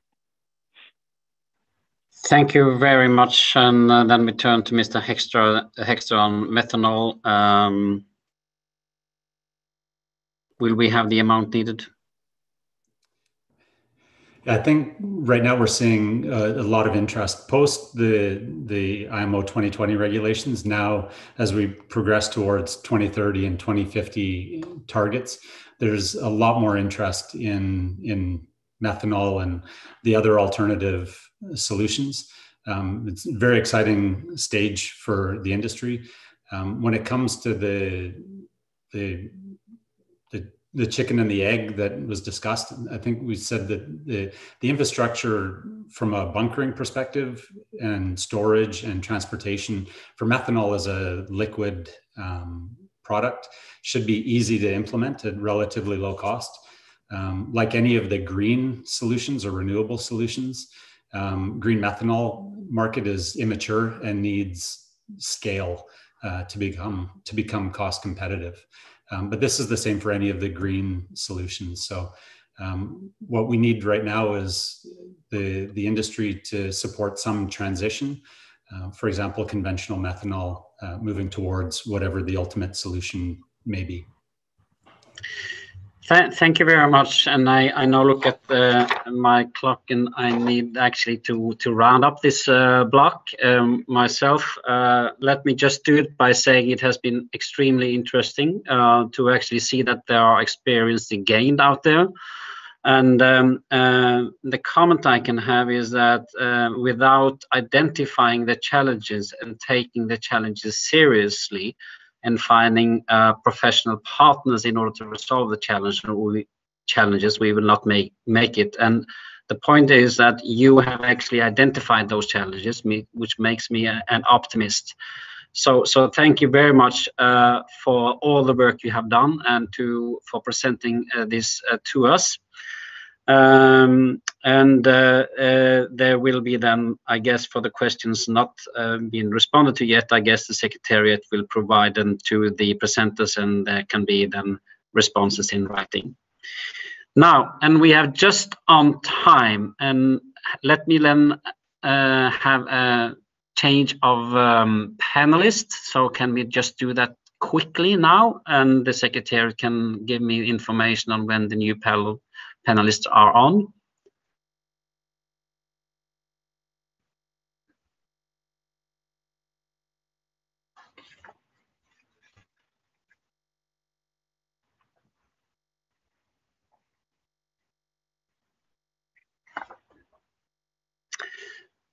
Thank you. So it's now a new 5 presenters going into the next block, which is building alternative fuel-ready ships, state of play in shipyards, ship designers, and technology providers. And here again, we have 10 minutes presentations from each presenter. Now, I will just start to give the floor to the first presenter, Mr. Gusheng Peng, which is senior engineer from the Dalian Shipbuilding Industry Company in China, to present the concept design of an ammonia-fueled 23,000 TEU ultra-large container ship. Mr. Peng, the floor is yours.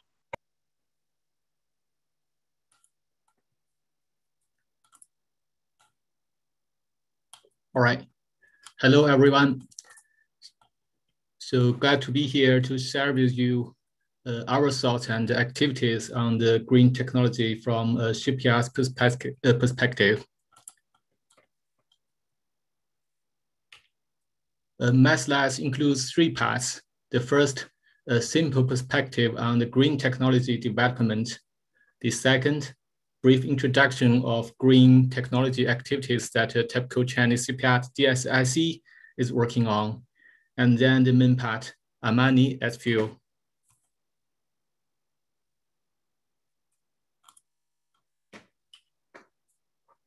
The industry is coming to a consensus that alternative fuel technology is the most effective way to achieve the future low carbon emission shipping. But it is also well known that comparing to heavy fuel oil, the application of alternative fuel causes increase in CapEx and the large probability of OpEx increase, considering that the ammonia or hydrogen may be derived from the conventional fossil fuel. The fuel replacement itself does not save fuel. So we believe that alternative fuel and the energy saving technology will go hand in hand in future green shipping. In this view, our shipyard, Dalian Shipbuilding Corporation of CSIC, has been making efforts as follows.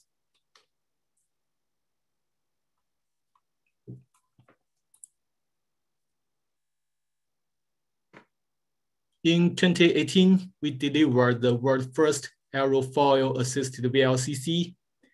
And the second generation aerofoil assisted VLCC under construction will be delivered next year. We have been exploring the application of air lubrication on VLCC with partners for several years. And now the air layer drag reduction system will be installed on one of our handling orders and planned to be delivered in 2023.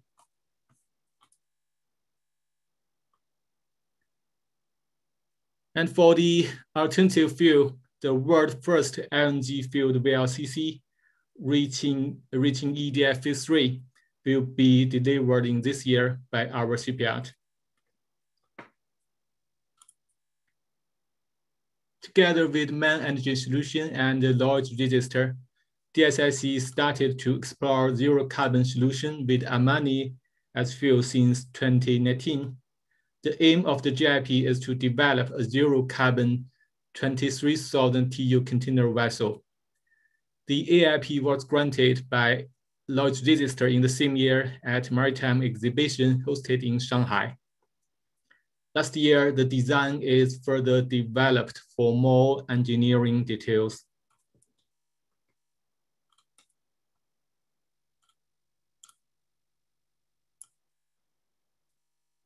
The pre-study before starting the GIP was to choose an alternative fuel, taking into many aspects. For example, the environmental performance, the fuel flexibility, the fuel availability, the infrastructure, the production flexibility, the safety, and so on. We found ammonia the closest alternative to an ideal fuel. As also said by IEA, ammonia as fuel is the most promising solution. The manned dual fuel engine LGIP was adopted to be the main engine. The heat ratio of ammonia is more than 90% at each loading during operation. Combined with pilot fuel using biodiesel, zero carbon emission can be realized. Also, we look forward to using catalyst to crack a small portion of ammonia into nitrogen and hydrogen. Then the pure hydrogen ignites and burns with the ammonia. For the electricity, we can assume there will be, and I think there must be marine generator burning ammonia soon later. For now, soft generator with suitable propeller configuration can be a solution. MAN, Wärtsilä, and Siemens has confirmed the availability of this kind of equipment.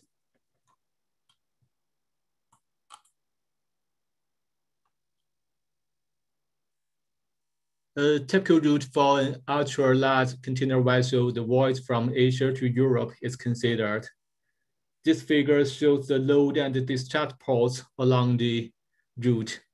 We can envisage that bunkering from port to vessel or vessel to vessel will be more feasible and easier to be realized in near future. We know that ammonia fuel requires larger tank space than LNG. By weighing various factors, the multiple refueling, the maximum container intakes, cost efficiency, suitable operation speed, the fuel tank capacity is finally decided to be 19,500 cubic meter. It satisfies with a single trip endurance at the speed of 20.5 knots, together with the 3,200 cubic meter biodiesel tank. The vessel also can sail at higher speed for a single route or lower speed for a round route.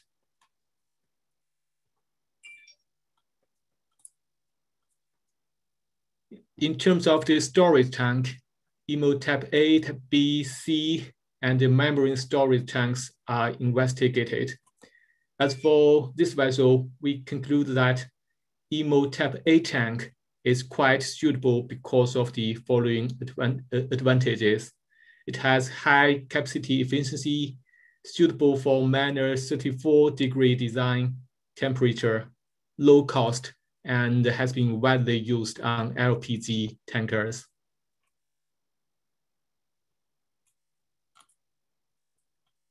The fuel supply system is similar to that of LNG fuel and also has its own unique feature. The liquid ammonia in storage tank will be pressurized by low pressure pump, and then the high pressure pump to 70 bar, heated to 25 to 55 Celsius degree using water glycol as heating medium, and then goes into the engine through the valve train. BOG from ammonia storage tank will be reliquefied. Series of safety measures are considered for ammonia fuel system operation, especially considering the toxicity, the low temperature storage, corrosion, and explosion.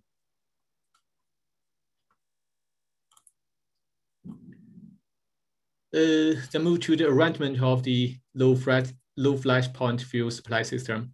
The ammonia tank and bunker station is arranged directly under accommodation area to minimize the container intake loss. Reliquefaction units is located in a separated room close to tank doom room on second deck. A separated fuel supply room is arranged beside engine room to optimize the fuel system configuration and reduce the safety risks. Double wide piping and ventilation system is applied for the fuel piping from fuel tank to the main engine. Two vent masts are located in forehead and after part. The forward one is for bunkering stations, tank, and reliquefaction units, and the after one is for fuel supply system and the main engine. Mr. Penn, is it just to remind you have 1 minute left on your presentation? All right. Thank you very much. Okay. Thank you. So regarding the cost that the market cares most, based on our investigation, the capex gap between LNG fuel and ammonia fuel is about $9 million US. The cost of storage tank and the fuel gas supply system contributes the most. The OPEX is still weak right now because the uncertainties of fuel price and the carbon tax. And still, we have got some perspective on the uncertainty of use ammonia as fuel, but I think all these aspects have been talking about by the guest of last panel. So I'd like just to finish my slides. Thank you, Chairman. Thank you for all. Thank you very much for a very interesting presentation, which is very specific in relation to what you are doing, and it will be very interesting to follow your success further. Let's now turn to Dr. Yongkyun An from the Korea Maritime Transportation Safety Authority to present the Korean perspective, the 2030 Green Ship K initiative. The floor is yours, Dr. An.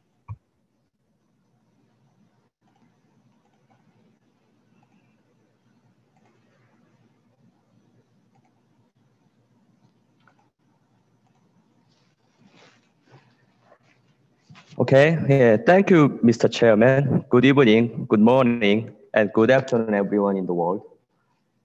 First of all, I would like to tell you how honored I am to be a speaker of the IMO Symposium.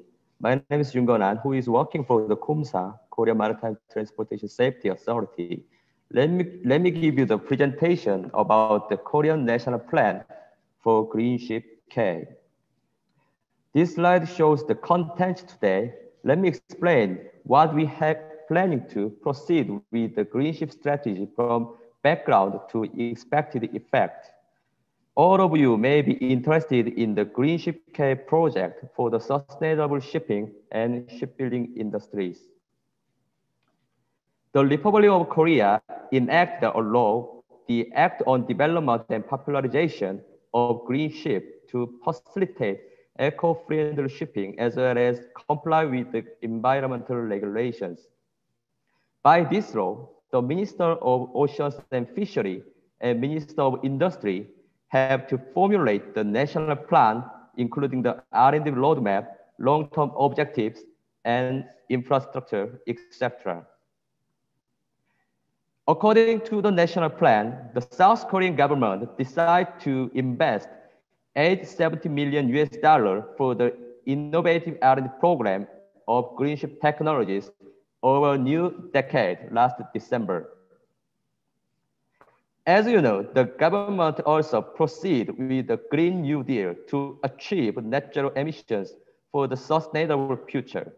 One of the promising strategies is to use green mobility on the road, at sea, and in the sky.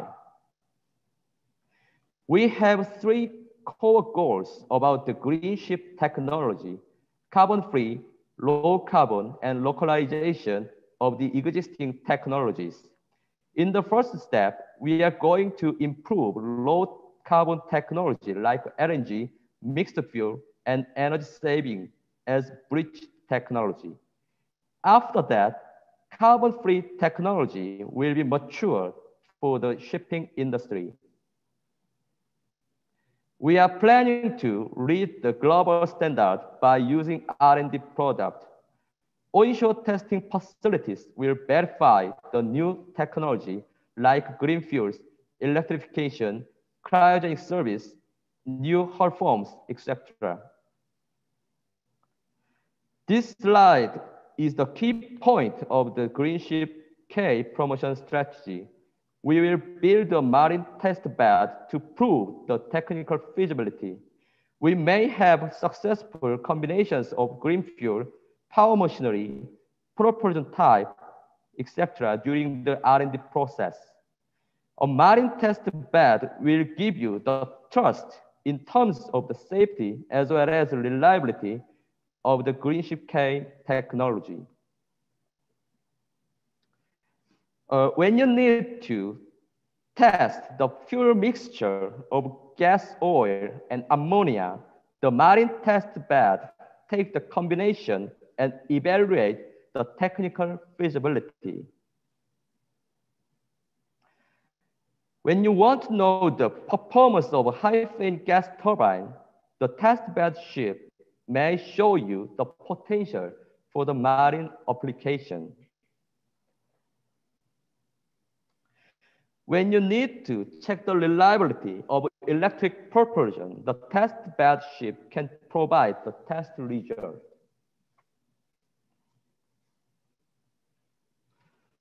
The Republic of Korea will build a green fuel supply chain.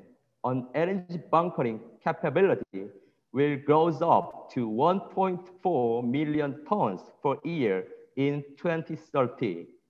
Ship-to-ship bunkering, as well as terminal-to-ship bunkering systems will be established in the major ports in the South Korea. An alternative maritime power system will be installed for fully electric ships, step by step. Carbon-free fuels are also available from a small-scale supply to large-scale bunkering.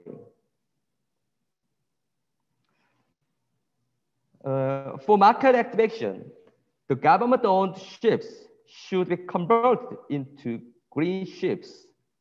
New ships will be built with the eco-friendly technology, where the existing ships in service will take the exhaust cleaning technology. The government facilitates the green ship ecosystem by using Green New Deal fund, incentive, and tax reduction. By 2030, we have 528 green ships around the seas of the Korean Peninsula. The IMO has a rigorous philosophy of greenhouse gas reduction. We have cut off 50% of carbon dioxide in global shipping. I believe the Green Ship K strategy will make a great contribution toward the sustainable marine sectors by decarbonization. Please keep in mind, the Green Ship K becomes with you. Yeah, thank you very much for your attention. Let me finish my presentation here. Thank you very much, Dr. Ahn. And wow, clearly many things are happening in Republic of Korea. So thank you very much for your presentation. And I'm sure there are questions to you. So I would like to remind participants that you can pose your questions in the questions and answer icon as we go. So we can read out the question after all the presentations. Let us now move on to Mr. Takeo Akamatsu, Deputy General Manager, Marine Department of Itochu Corporation, Japan, to present the integrated project of development of ammonia fuel ship by fuel supply chain. Mr. Akamatsu, please, the floor is yours. Okay.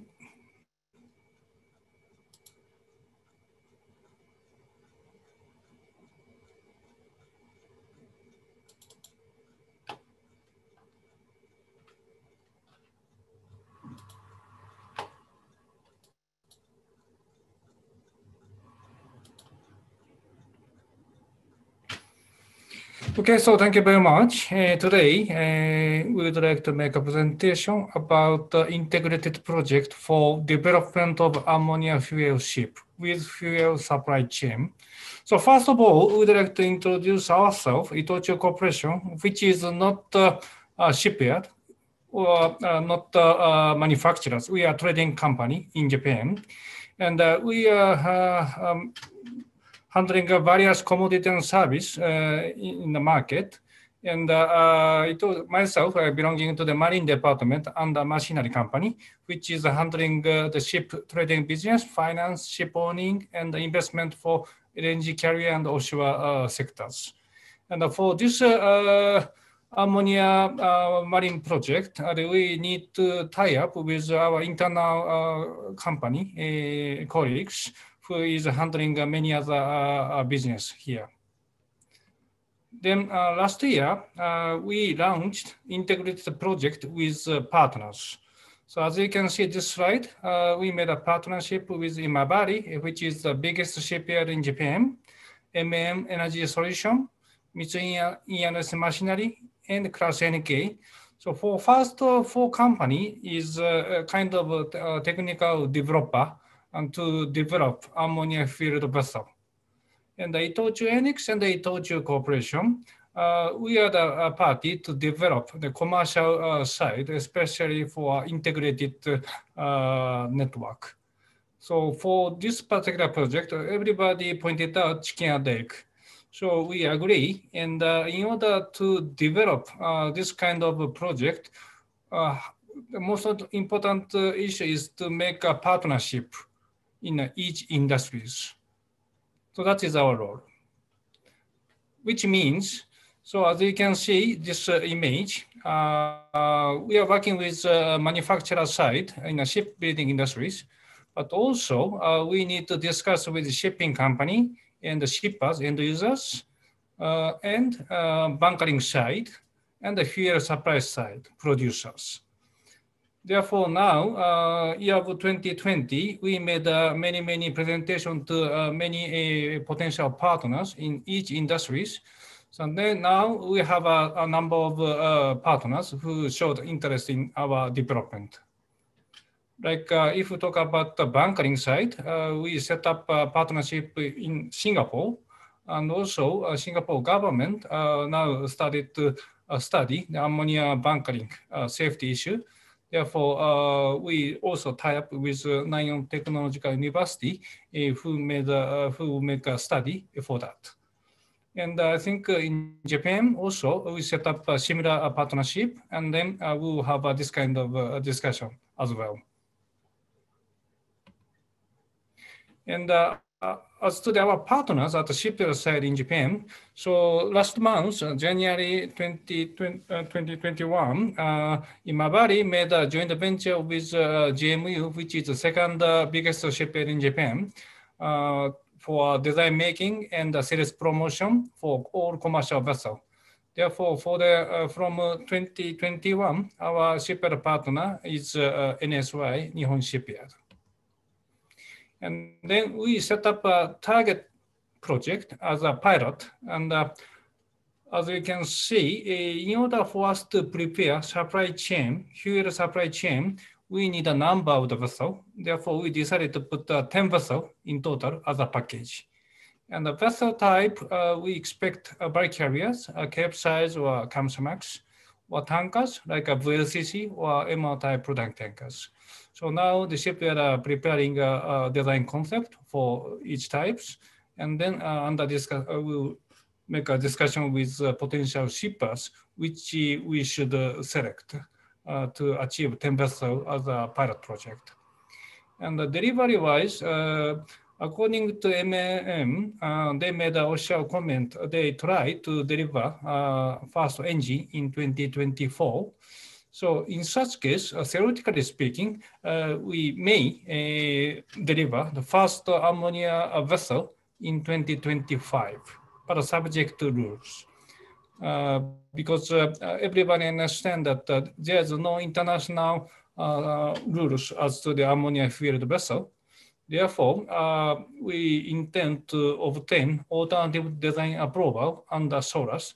Otherwise, we cannot deliver the first vessel in 2025. And also ammonia bunkering, this is also, we have to prepare for the pilot project. Therefore, we intend to set up a bunkering port in Singapore, Japan, and maybe some others. But in any cases, for further development, key factor is cost and rule. So means we need a support from shippers, and we need establishment of rule and regulation for ship design and bunkering, and economical incentive for shippers and ship owners, how we can encourage them to go ahead together.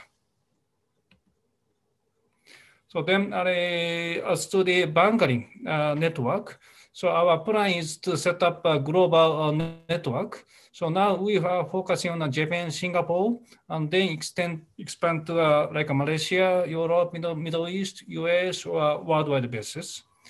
And the basic concept is we set up a partnership, local partner, with existing ammonia facility. So that is a very important concept, because we don't need to make a new investment to install ammonia infrastructure from scratch, because we have a lot of facility already.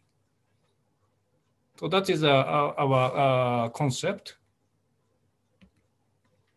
And then target for ammonia procurement. Of course, through our discussions, we found that we can take current specification without substantial modifications, but of course, subject to further study. And one of the biggest issues is how to supply a better ammonias, because at the time of productions, everybody understands that ammonia have CO2 emissions. Therefore, we set up the benchmark. We try to supply the ammonia net CO2 emission to be less 1 CO2 ton against the production of 1 ammonia tons. So that is a kind of the benchmark. Of course, in the future, if once we have a green ammonias, and then we can take green ammonia as a blend, or maybe 100% green ammonia in the future. So that is the idea. But of course, as to the commercial terms, today we don't have any commercial terms as a fuel of the ammonia. Therefore, we need to discuss with all parties what should be a price index. But of course, that is a matter of discussion at the time of commercial pilot project. And then lastly, for regulations, because we do understand that cost and regulation is a key for decarbonization in shipping industries. Of course, first of all, we need a safety rules, but in order for us to encourage the shippers to go ahead, we need more clear pictures. First is emission control. Of course, IMO is now under discussion about EDI, EXI, CII, not only for new building, but also for existing vessel. But we'd like to have a more clear picture, long-term plan, including rule and regulations. Otherwise, the ship owner cannot set up their long-term plan of fleet replacement. And also, we do understand that how we should make a linkage with the country's responsibility to confirm how it works. Therefore, I think that is one of the issues, how to set up a guideline as an IMO. And the second is more commercial side, how we should encourage or convince end user to go ahead with this kind of the project. So we need a definitely incentive. Of course, we understand we need a fund. So in such case, now IMO is under discussion about IMO RF, for example. And then if IMO have some kind of a fund, and then maybe incentive can be provided from such fund. Well, if no fund, and then we think that something, a substantial carbon levy or the similar concept should be introduced. Otherwise, no reason for shippers to take this kind of the vessel. So that is our idea. So thank you very much for your time today. And this is our presentation. Thank you. Thank you very much, Mr. Akamatsu, for a very inspiring presentation. I'm sure, sir, there are questions to you in the Q&A, so we will come back to that. Now, a lot have been said on various energy sources, but are there energy engines which can digest all these types of energy? So we will now turn to Mr. Ralf Oldenburg, head of Euromot delegation at IMO, to share his views on building future-proof marine engines. Mr. Oldenburg, the floor is yours.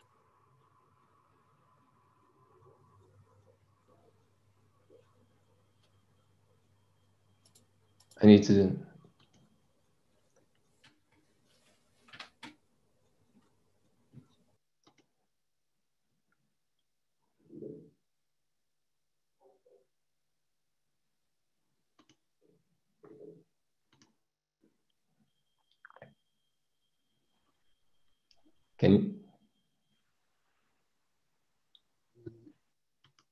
Can you see my screen, sir? Soon, I guess. So far, my screen is black, so I think you have shared something, but I cannot see your presentation. Perhaps the Secretariat can assist.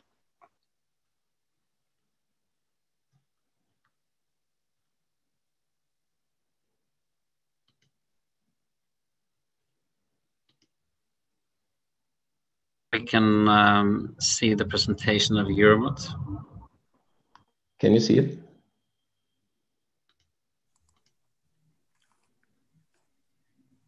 I think the advice, Mr. Oldenburg, is that you need to restart your sharing. So just take your time and then we move on when you have restarted the sharing.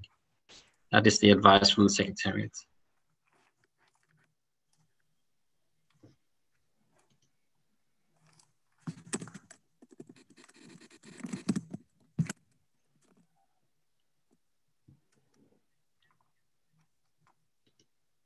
So, okay, what I suggest, Mr. Oldenburg, is that the Secretariat can share their screen. So then you just, when you see your presentation, you then turn to the Secretariat and ask them to change the slide every time. So can the Secretariat share the screen? Yes, we will do that. 1 second. There it is. Now we can see it, and Mr. Oldenburg, you can have the floor, and then you turn to just give a message when you change slide. Thank you. Yeah, thank you very much, sir, and thank you very much for the kind assistance. Good morning, good afternoon, and good evening to all. Let me first thank IMO for the opportunity to speak to you today. The next slide, please. Euromot holds from Euromod holds for many years a consultative status at IMO and participates actively in the discussions of various committees and subcommittees, such as MSC, MEPC, PPR, and CCC. Euromod has an international scope, as you can see here by our membership. In the following minutes, we would like to present the views of our association and its member companies on future-proof marine engines. Generally, the range of engine comprises of very different sizes and technologies used in a variety of sectors and thousands of different installations, such as non-road stationary applications,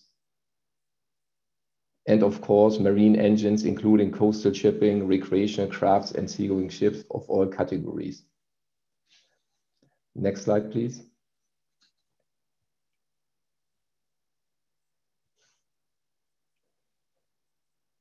Development of marine technology can be split into several pillars, as shown here at the screen. You can see here alternative fuels and technologies, basically in the focus of the symposium today and tomorrow. Efficiency and emission technologies, electrification and hybridization, and automatization and digitalization under the name of smart ship. Next slide, please.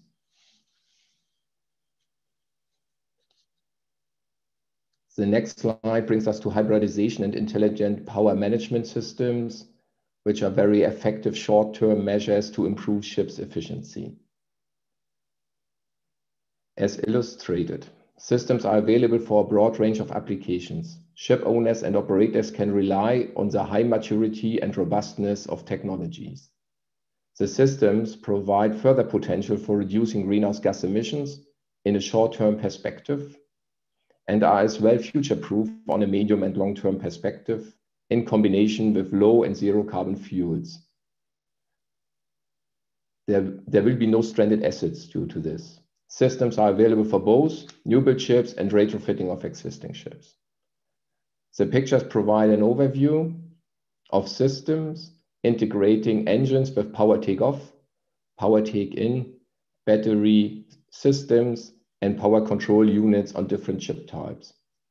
Other combinations with energy converters are possible. Fuel flexibility is provided. Next slide, please. This slide shows the state-of-the-art LNG and LPG engines as used increasingly in marine applications. The technology is very mature and engines are available as dual fuel engines and gas engines for new builds or as retrofit solutions.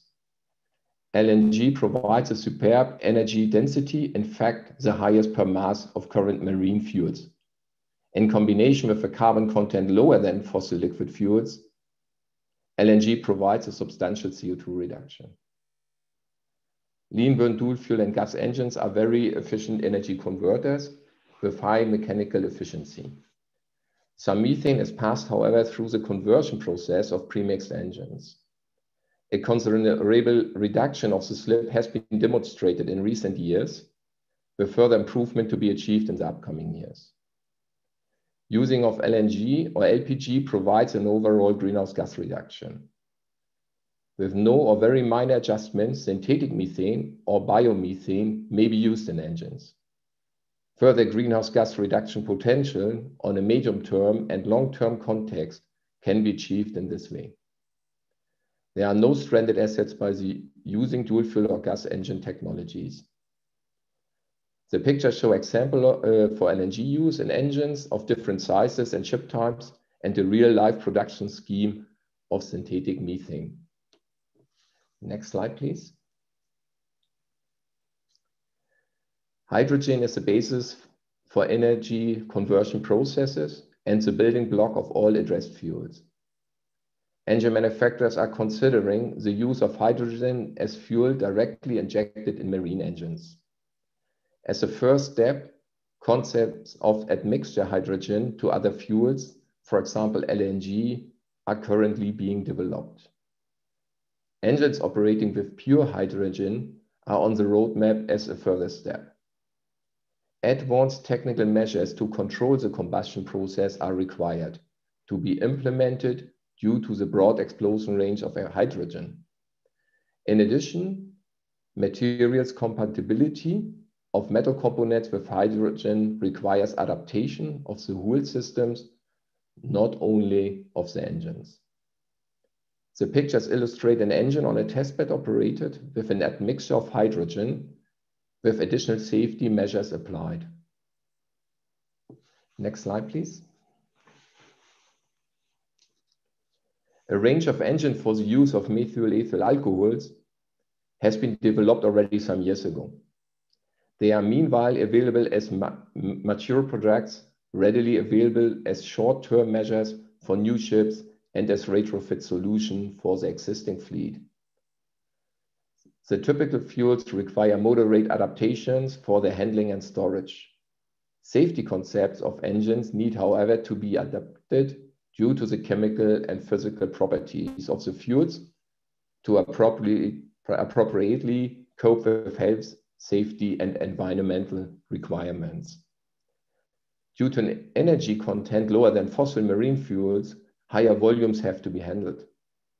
As with all bio-derived fuels, it is important to duly consider their sourcing process and their well-to-wake balance. The slide shows practical examples here. Next slide, please. Another fuel under consideration is ammonia. Engine technology development is currently ongoing, and engines can be expected to be available on the market in the coming years for both new ships and as retrofit options for existing ships. Its energy content qualifies ammonia as marine fuel. As it does not contain any carbon, ammonia is an attractive alternative marine fuel option. However, nitrogen oxide and nitrous oxide emissions need to be taken into consideration. Where needed, exhaust after-treatment systems have to be adapted. There are moderate additional efforts required for handling and storage. Ammonia's toxicity must be adequately addressed in the engines and overall safety concepts for storage and transfer on board. The picture illustrates examples of engine technology under development and a possible roadmap. This brings us to slide 9.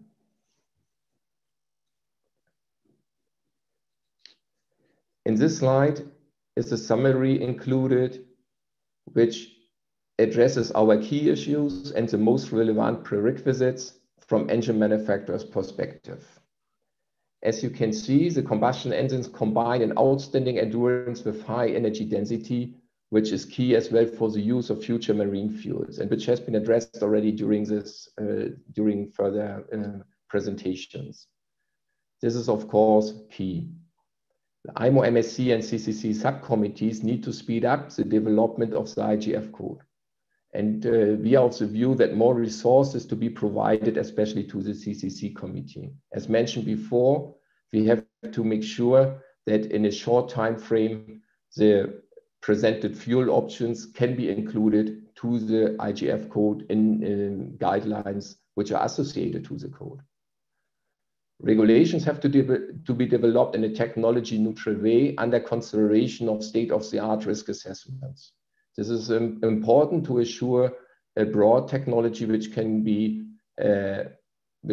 brought to the market and which can be developed in the future. Greenhouse gas intensity of fuels has to be considered in a well-to-wake approach. The future share of presented fuel options is at the time being unpredictable, even to us as engine manufacturers. Therefore, manufacturers are advancing the development of engine technology and systems for all presented fuel options.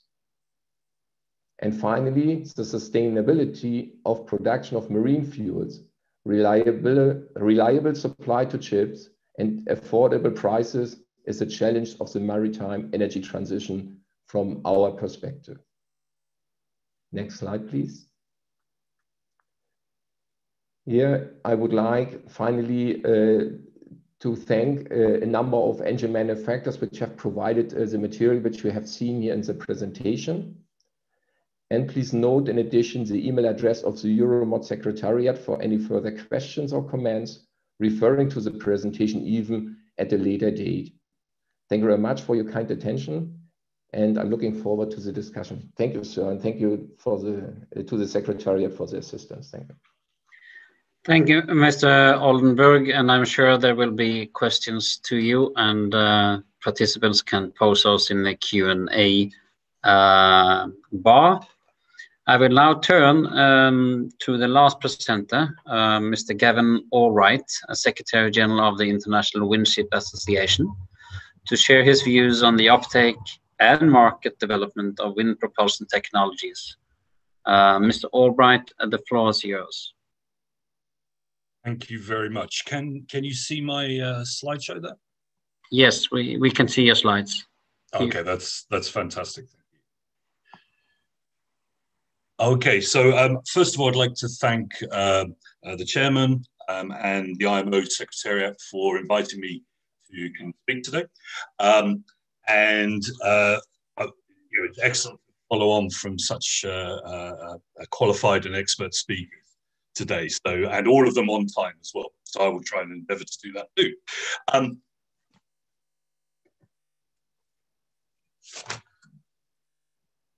Okay, so the International Windship Association, just a very quick introduction.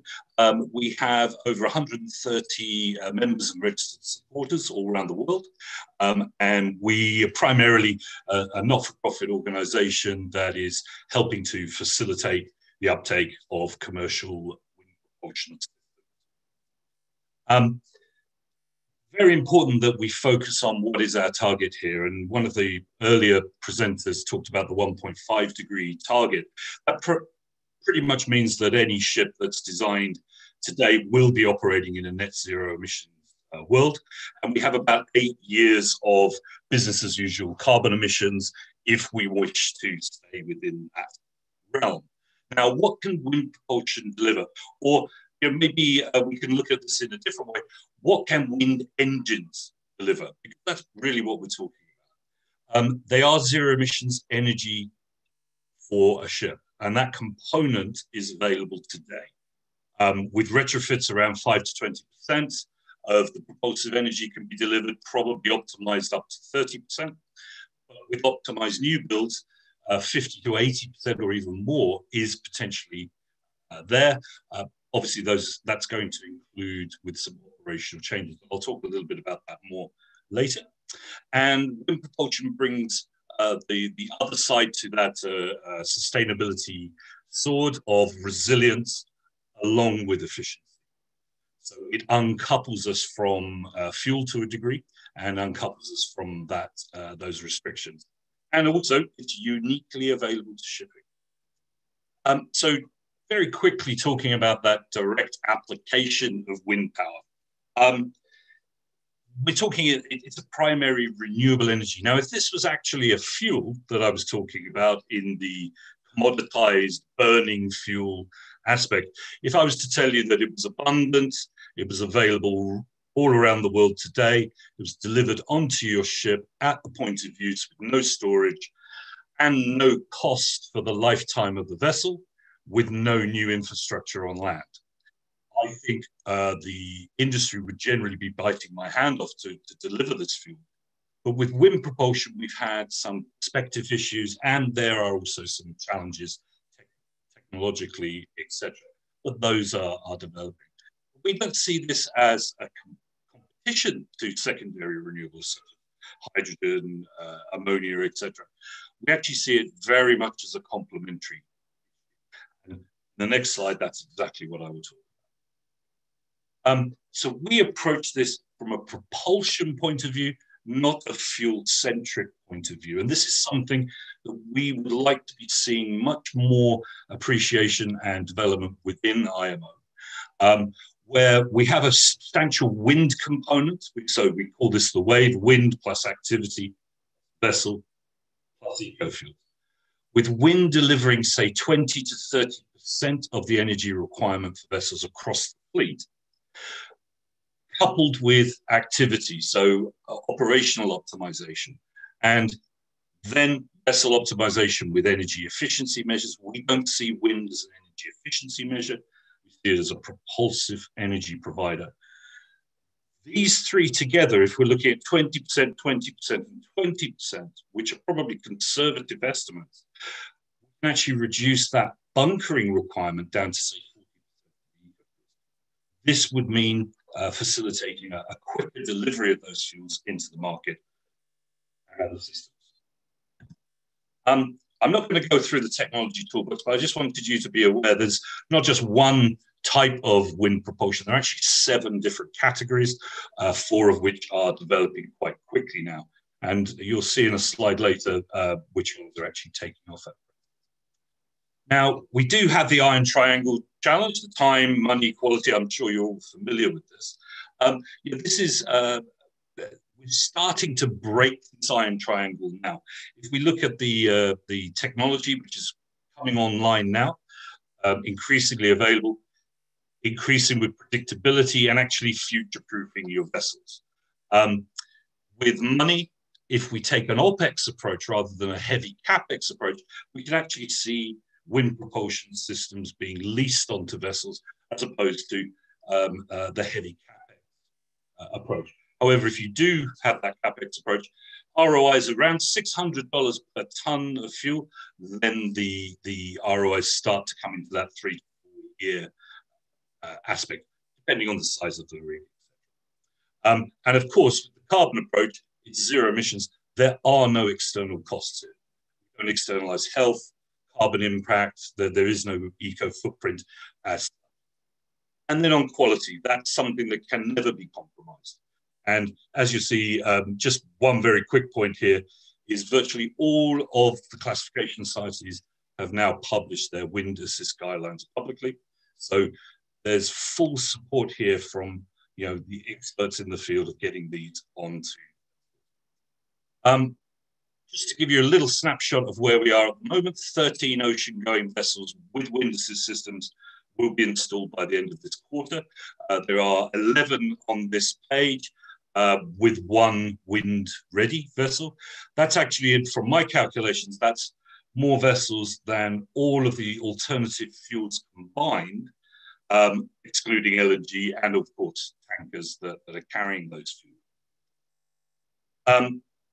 Just to go back there, just very quickly, one point is you'll notice that there are no container ships on here at the moment. That's container ships have a specific issue around deck size or deck space. So off-deck systems such as pipes will certainly be contagious for those, and those will be coming online this year. On small vessels and traditional sail developments, I'm not going to go into this in detail, but there are fishing applications, cruise applications, and of course niche areas for sail transport for cargo as well. And indeed, small island developing states or small islands in period certainly benefit from these systems. That is growing too. The next question is, okay, so where are we going with this? Well, the existing pipeline of projects, and this is without any commercial contracts to date, we're looking at around 47, possibly more vessels by the end of 2022 into early 2023. That's pretty much doubling each year from now on. 2030, an EU report or an EU Commission report looked at only 4 technologies, but they estimated around 10,700 at the maximum of installed systems by 2030 or in 2030. Of course, that depends on fuel price speed. That would constitute about 2/3 of the tanker fleet and about half of the bulker fleet. By 2050s, we're looking at a 40 to 45% penetration rate in the global fleet. That's according to the UK Maritime Plan. This is a very busy slide, and of course, I'm not going to go through all of these projects, but you'll have this slide available to you. We're seeing a real uptick in news, in developments. These projects include some quite big names in shipping recently. For example, Oldendorf, Cargill is looking at wind propulsion at the moment. We've already heard from Mr. Peng Guishang about the VLCC that's been ordered with 4 sails included. So some really exciting news out there, and I'm more than happy to talk at length with anybody who's interested to learn more. Just a couple more slides. This is the projects and collaborations. As you'll see, we're working with the EU on 5 wind assist installations being monitored, and validation is really critical. Validate those savings and validate the energy developed. ABS and Marin are heading up a joint industry project, which is looking at the regulatory perspectives, rules, regulations, and we will see some technical paper being delivered to IMO in the not too distant future. And IWSA itself is going to be developing or is in the process of developing an accelerator program to bring not just the best marketed technologies to market, but the best technologies. And if you'd like to know a little bit more, we actually have a wind propulsion forum with, in association with Royal Institution of Naval Architects. And this is my final slide, just to highlight that this isn't a marginal technology segment anymore. There are some very large companies, very well-known names on this list. Not all of them are implementing or installing wind propulsion, but all of the companies here listed are all engaging in some way or form with the development of wind propulsion at present. And many of them are actually members of our association as well. So as I said, I'm more than happy to discuss this in more detail, but really the takeaway from here is we need to be looking at shipping from a propulsion perspective, not simply a fuel-centric.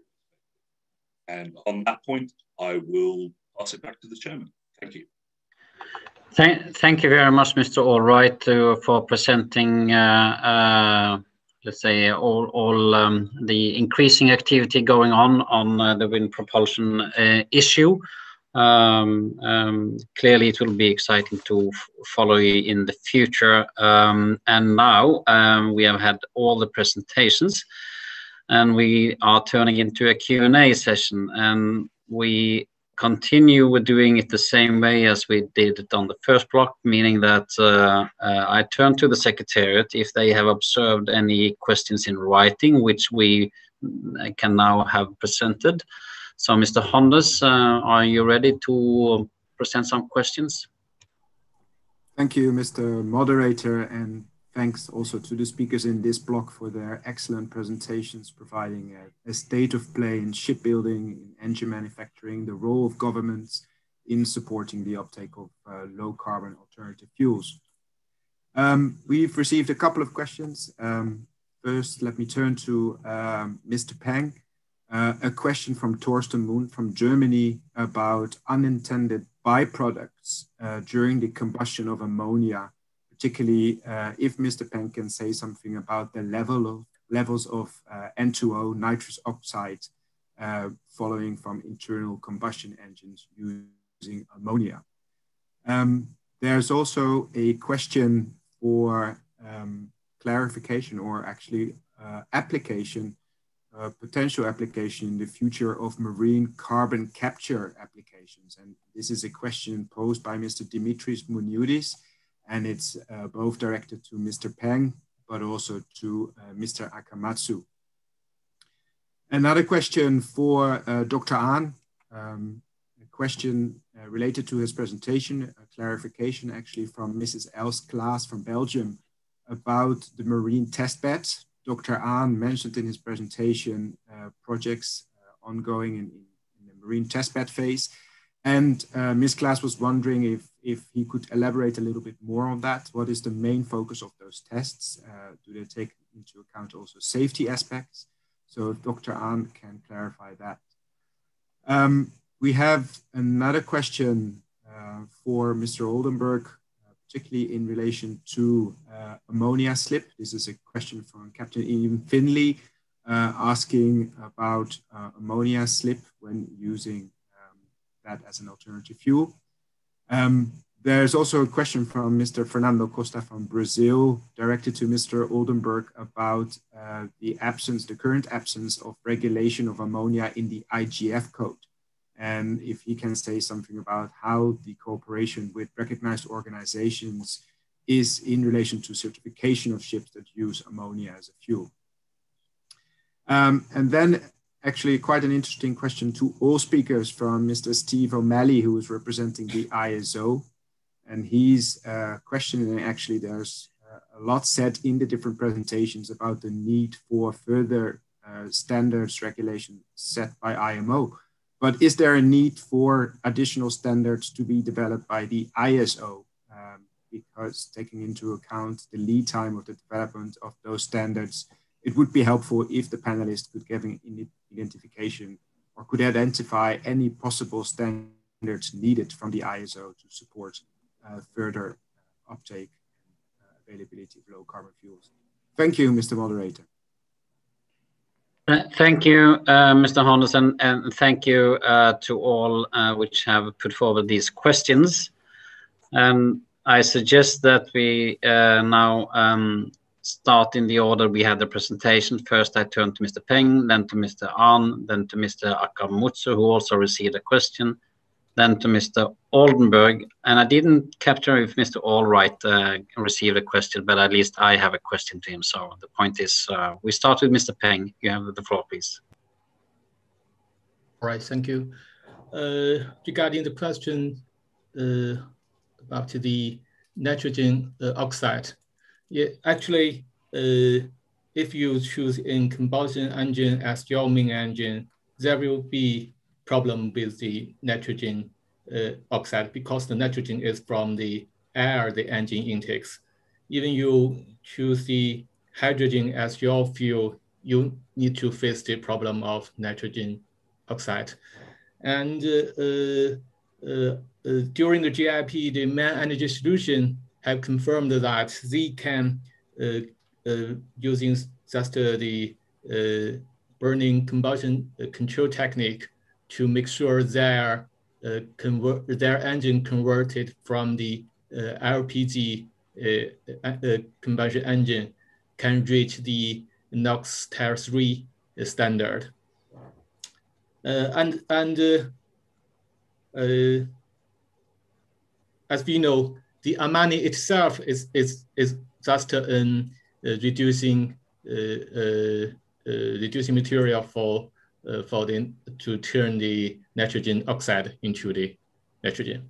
So that's the first question. And the second question regarding the toxicity about the ammonia. During our GIP, we have designed a lot of measures to solve the toxicity, such as we use the monitoring, we use the double wall piping system, and there's also some vent mast to prevent the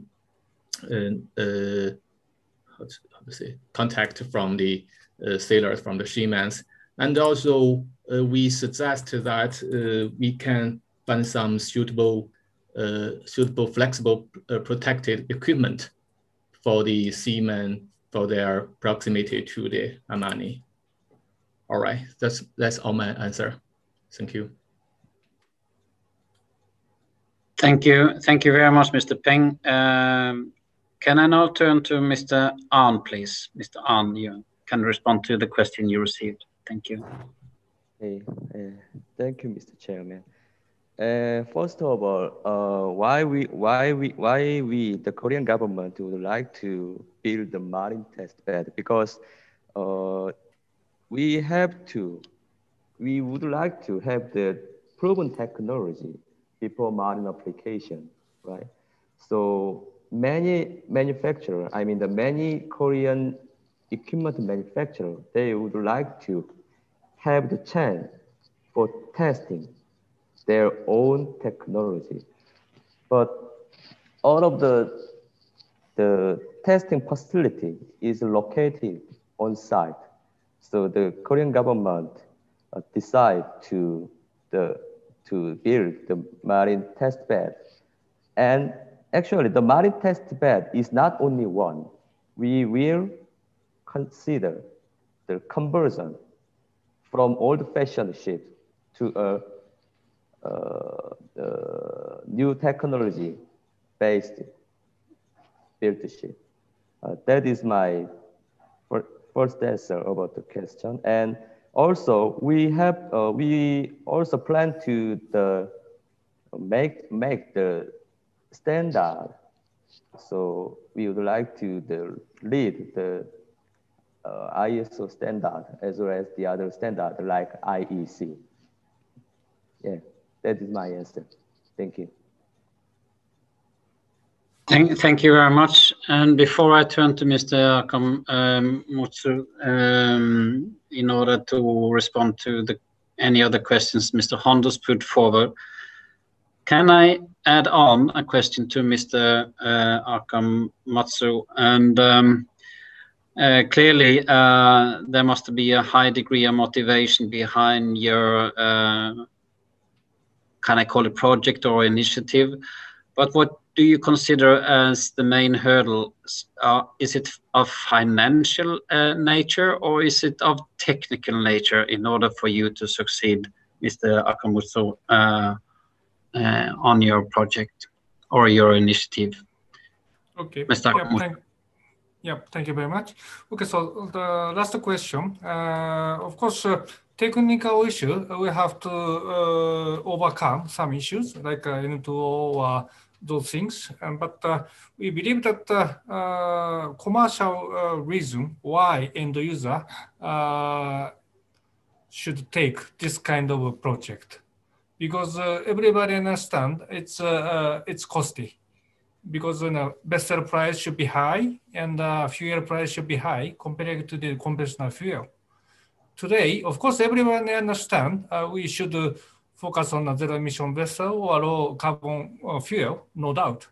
But I think we should encourage the end user to accelerate their actions. Of course, many of the end users are interested in our development. Therefore, we found many people join us. But I think at the time of FID, we think that we need to introduce some motivation or incentive for them to do.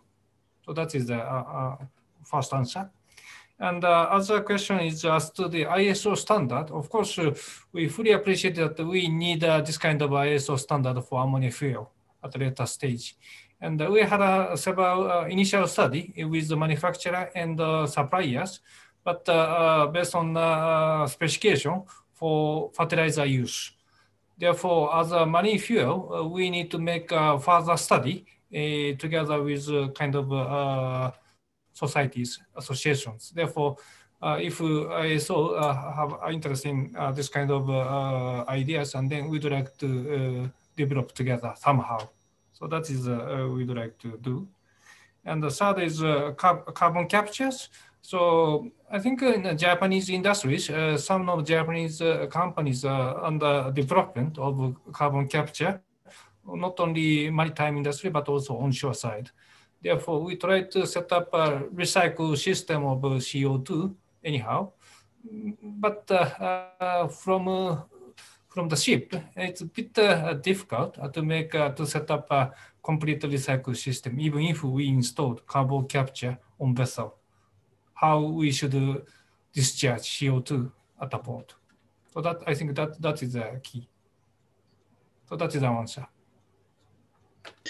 Thank you very much, Mr. Akamotsu. I will now turn to Mr. Ralph Oldenburg to reply on his questions. Yeah, thank you very much, and thank you very much for the interesting questions. I would like to respond first to the question of the work which ISO might face, and in alignment which has been already mentioned as a response. There might be, of course, at the later stage the requirement to give a specific standard to a fuel when fuel is used as a marine fuel. because chemical or physical properties related to purity also might differ from industrial use where the fuel is used. So there might be come in demand for additional work at ISO. It is so that engine manufacturers are already now very well represented in an ISO and will carry such topics forward to the International Standardization Organization. So there will be a timely follow-up at this point to cope with the future fuels in this regard. Another question which has been addressed to me was the regulation with the IGF code, how this works when basically a fuel is not considered in the IGF code. It is my understanding that it's in the coordination between an administration and the recognized organization working on behalf of the administration, a shipyard, engine manufacturers, and all stakeholders involved in the project. There is an opportunity to develop basically safety requirements in parallel based on the risk assessment, which is put in guidelines, I would say, which is used then by classification societies and will partly be used as well for classification societies notations to put in place in the absence of standards or regulations which are in place already. So this is something what has been done in alcohol or as well for other fuels when it come into play. So it's between the stakeholders in the project and the administration, there's an agreement how to move forward, and the standards are basically developed in parallel to the technical project. And this is of course the baseline which can be used in the drafting work at the MSC or CCC subcommittee or committee to build up a regulatory framework for a specific fuel. So that works. There is for individual projects, this can be handled in this way. The other question addressed was related to the ammonia slip. We have here noted several presentations today related to ammonia engines or possible ammonia engines which come up in near term. And the process is basically behind at the time being the diesel process. So it can be expected that the ammonia slip, if however present, will be very small. However, an ammonia slip takes place. So it can be expected that a full combustion takes place for such engines. On the other hand, there are already in practice exhaust after treatment solutions for ammonia. Ammonia is quite reactive and can be mitigated the slip with exhaust after treatment solutions if it's happened at all. Maybe this from my side at the time. Thank you.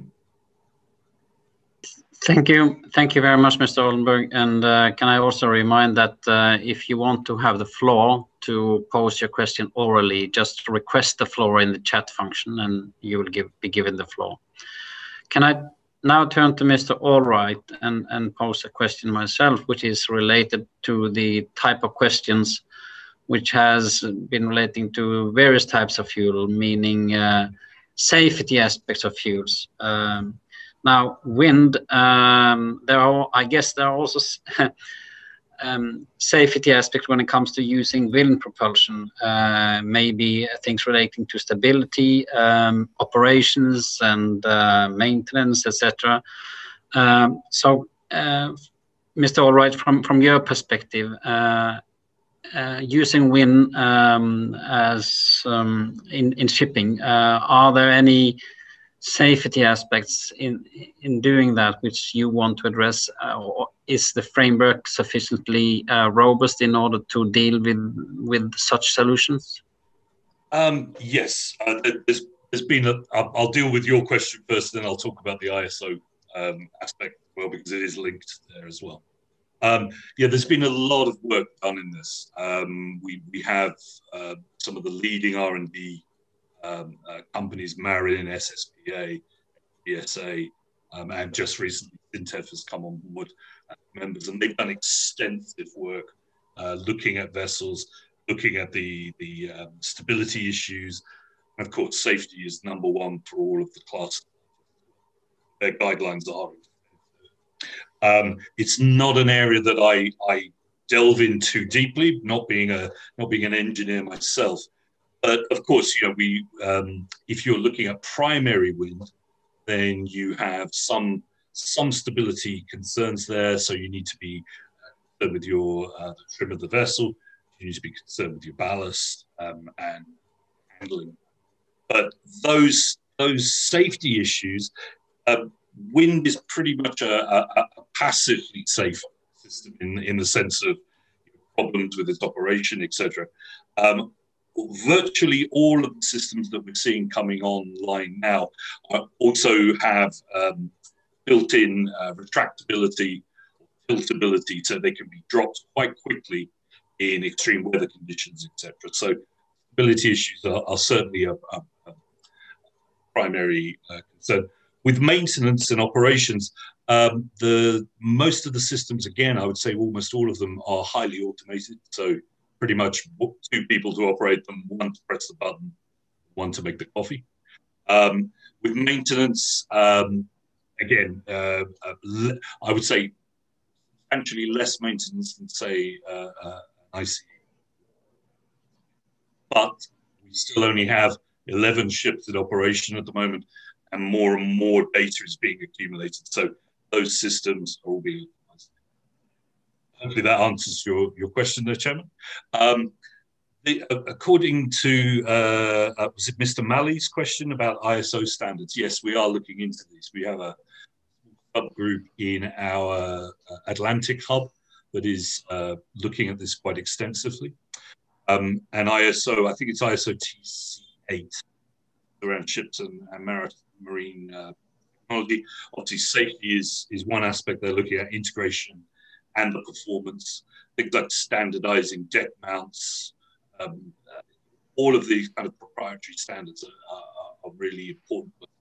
We're looking at making applications for ISO standards in the coming year.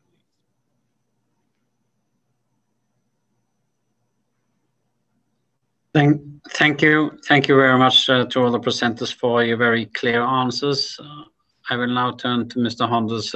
Are there any questions in the Q&A which is not responded to? I think there's a question for Mr. Allwright as well, which actually relates to the use of wind propulsion and arrival in ports. And if there's any study, any research done in the relation between using wind propulsion and port arrival. And then I think there's another question which was posed for Dr. Ahn, but also for Mr. Akamatsu about the price of ammonia. And in relation to Dr. Ahn, if Korea, in his presentation, he mentioned the Korean National Plan, is also thinking about how to make the pricing of ammonia accessible to the various ship owners. And the same question was posed to Mr. Akamatsu. How important is the price for ammonia in relation to his project? So these are the pending questions. Thank you, Mr. Moderator. Thank you, Mr. Hondas. And then we have 3 minutes remaining time. So I will take 1 minute to each of the presenters. First, I turn to Mr. Allwright, then to Mr. Akamatsu, and then to Mr. Ahn to respond to the final questions. And then I will wrap up for today. Okay, so this was on impact on port arrival times for wind propulsion vessels. The 5 to 20% that I talked about for retrofits, that is based on an annualized assessment of a motor vessel. So the comparison is with a motor vessel that has A to B, exactly the same time, exactly the same operational profile. It can say between 5 to 20%, deliver 5 to 20% of fuel. If you then choose to optimize your wind, and this is one of the key things about not siloing wind and fuel, is if you reduce speed, actually the percentage of your wind delivery or the percentage of energy delivered by wind increase substantially. Weather routing, again, you may be slowing down, but delivering a substantially higher amount of energy from wind. Okay. Thank you. And we then turn to Mr. Akamatsu. Okay, yep. So as to ammonia price, of course, today's ammonia it's for fertilizer business. Therefore, first of all, if we enter into ammonia as a fuel, we have to set up an index because for marine fuel, I think there is no spot market of the ammonia fuel. Therefore, we have to make a term contract. So in such case, price should be based on the kind of linkage. I don't know how should be linked. So maybe gas or maybe LNG or maybe something else. So that is a matter of discussion from now. And second is handling cost, because ammonia, comparing to the conventional fuel, transportation cost and the handling cost, storage cost is relatively high. Therefore, our idea is to arrange a bunkering very close to the production site. So that is the ideal case. Then we try to save the cost. That is the idea. Thank you very much. And finally, Mr. Ahn, to respond to your question. Okay, thank you, Mr. Chairman. Actually, the Republic of Korean government would like to choose the hydrogen rather than ammonia, because ammonia, as you know, ammonia is just one of the energy carrier, right? So our focusing is to achieve the net zero carbon dioxide emission. So our technology, R&D technology development project would also include the ammonia project, but hydrogen and LNG, those the green fuels are much more appropriate than ammonia, in my opinion. Thank you. Thank you very much, and thank you to all of you for very valuable contribution to this symposium, and also thank you to all of those who have provided questions. And I will then hope, and I turn to the Secretariat now, that we can also provide written answer to the questions, meaning that those of you who have not receive responses to questions, we can find a way to communicate that in writing. And I see nodding from the Secretariat. Now, for me, this has been a very interesting symposium. I have taken many notes. All the 10 presenters have shared valuable experience and presenting your work and also visions on the use of various alternative fuels. And I think at the process at the IMO, such information will be needed as we go forward.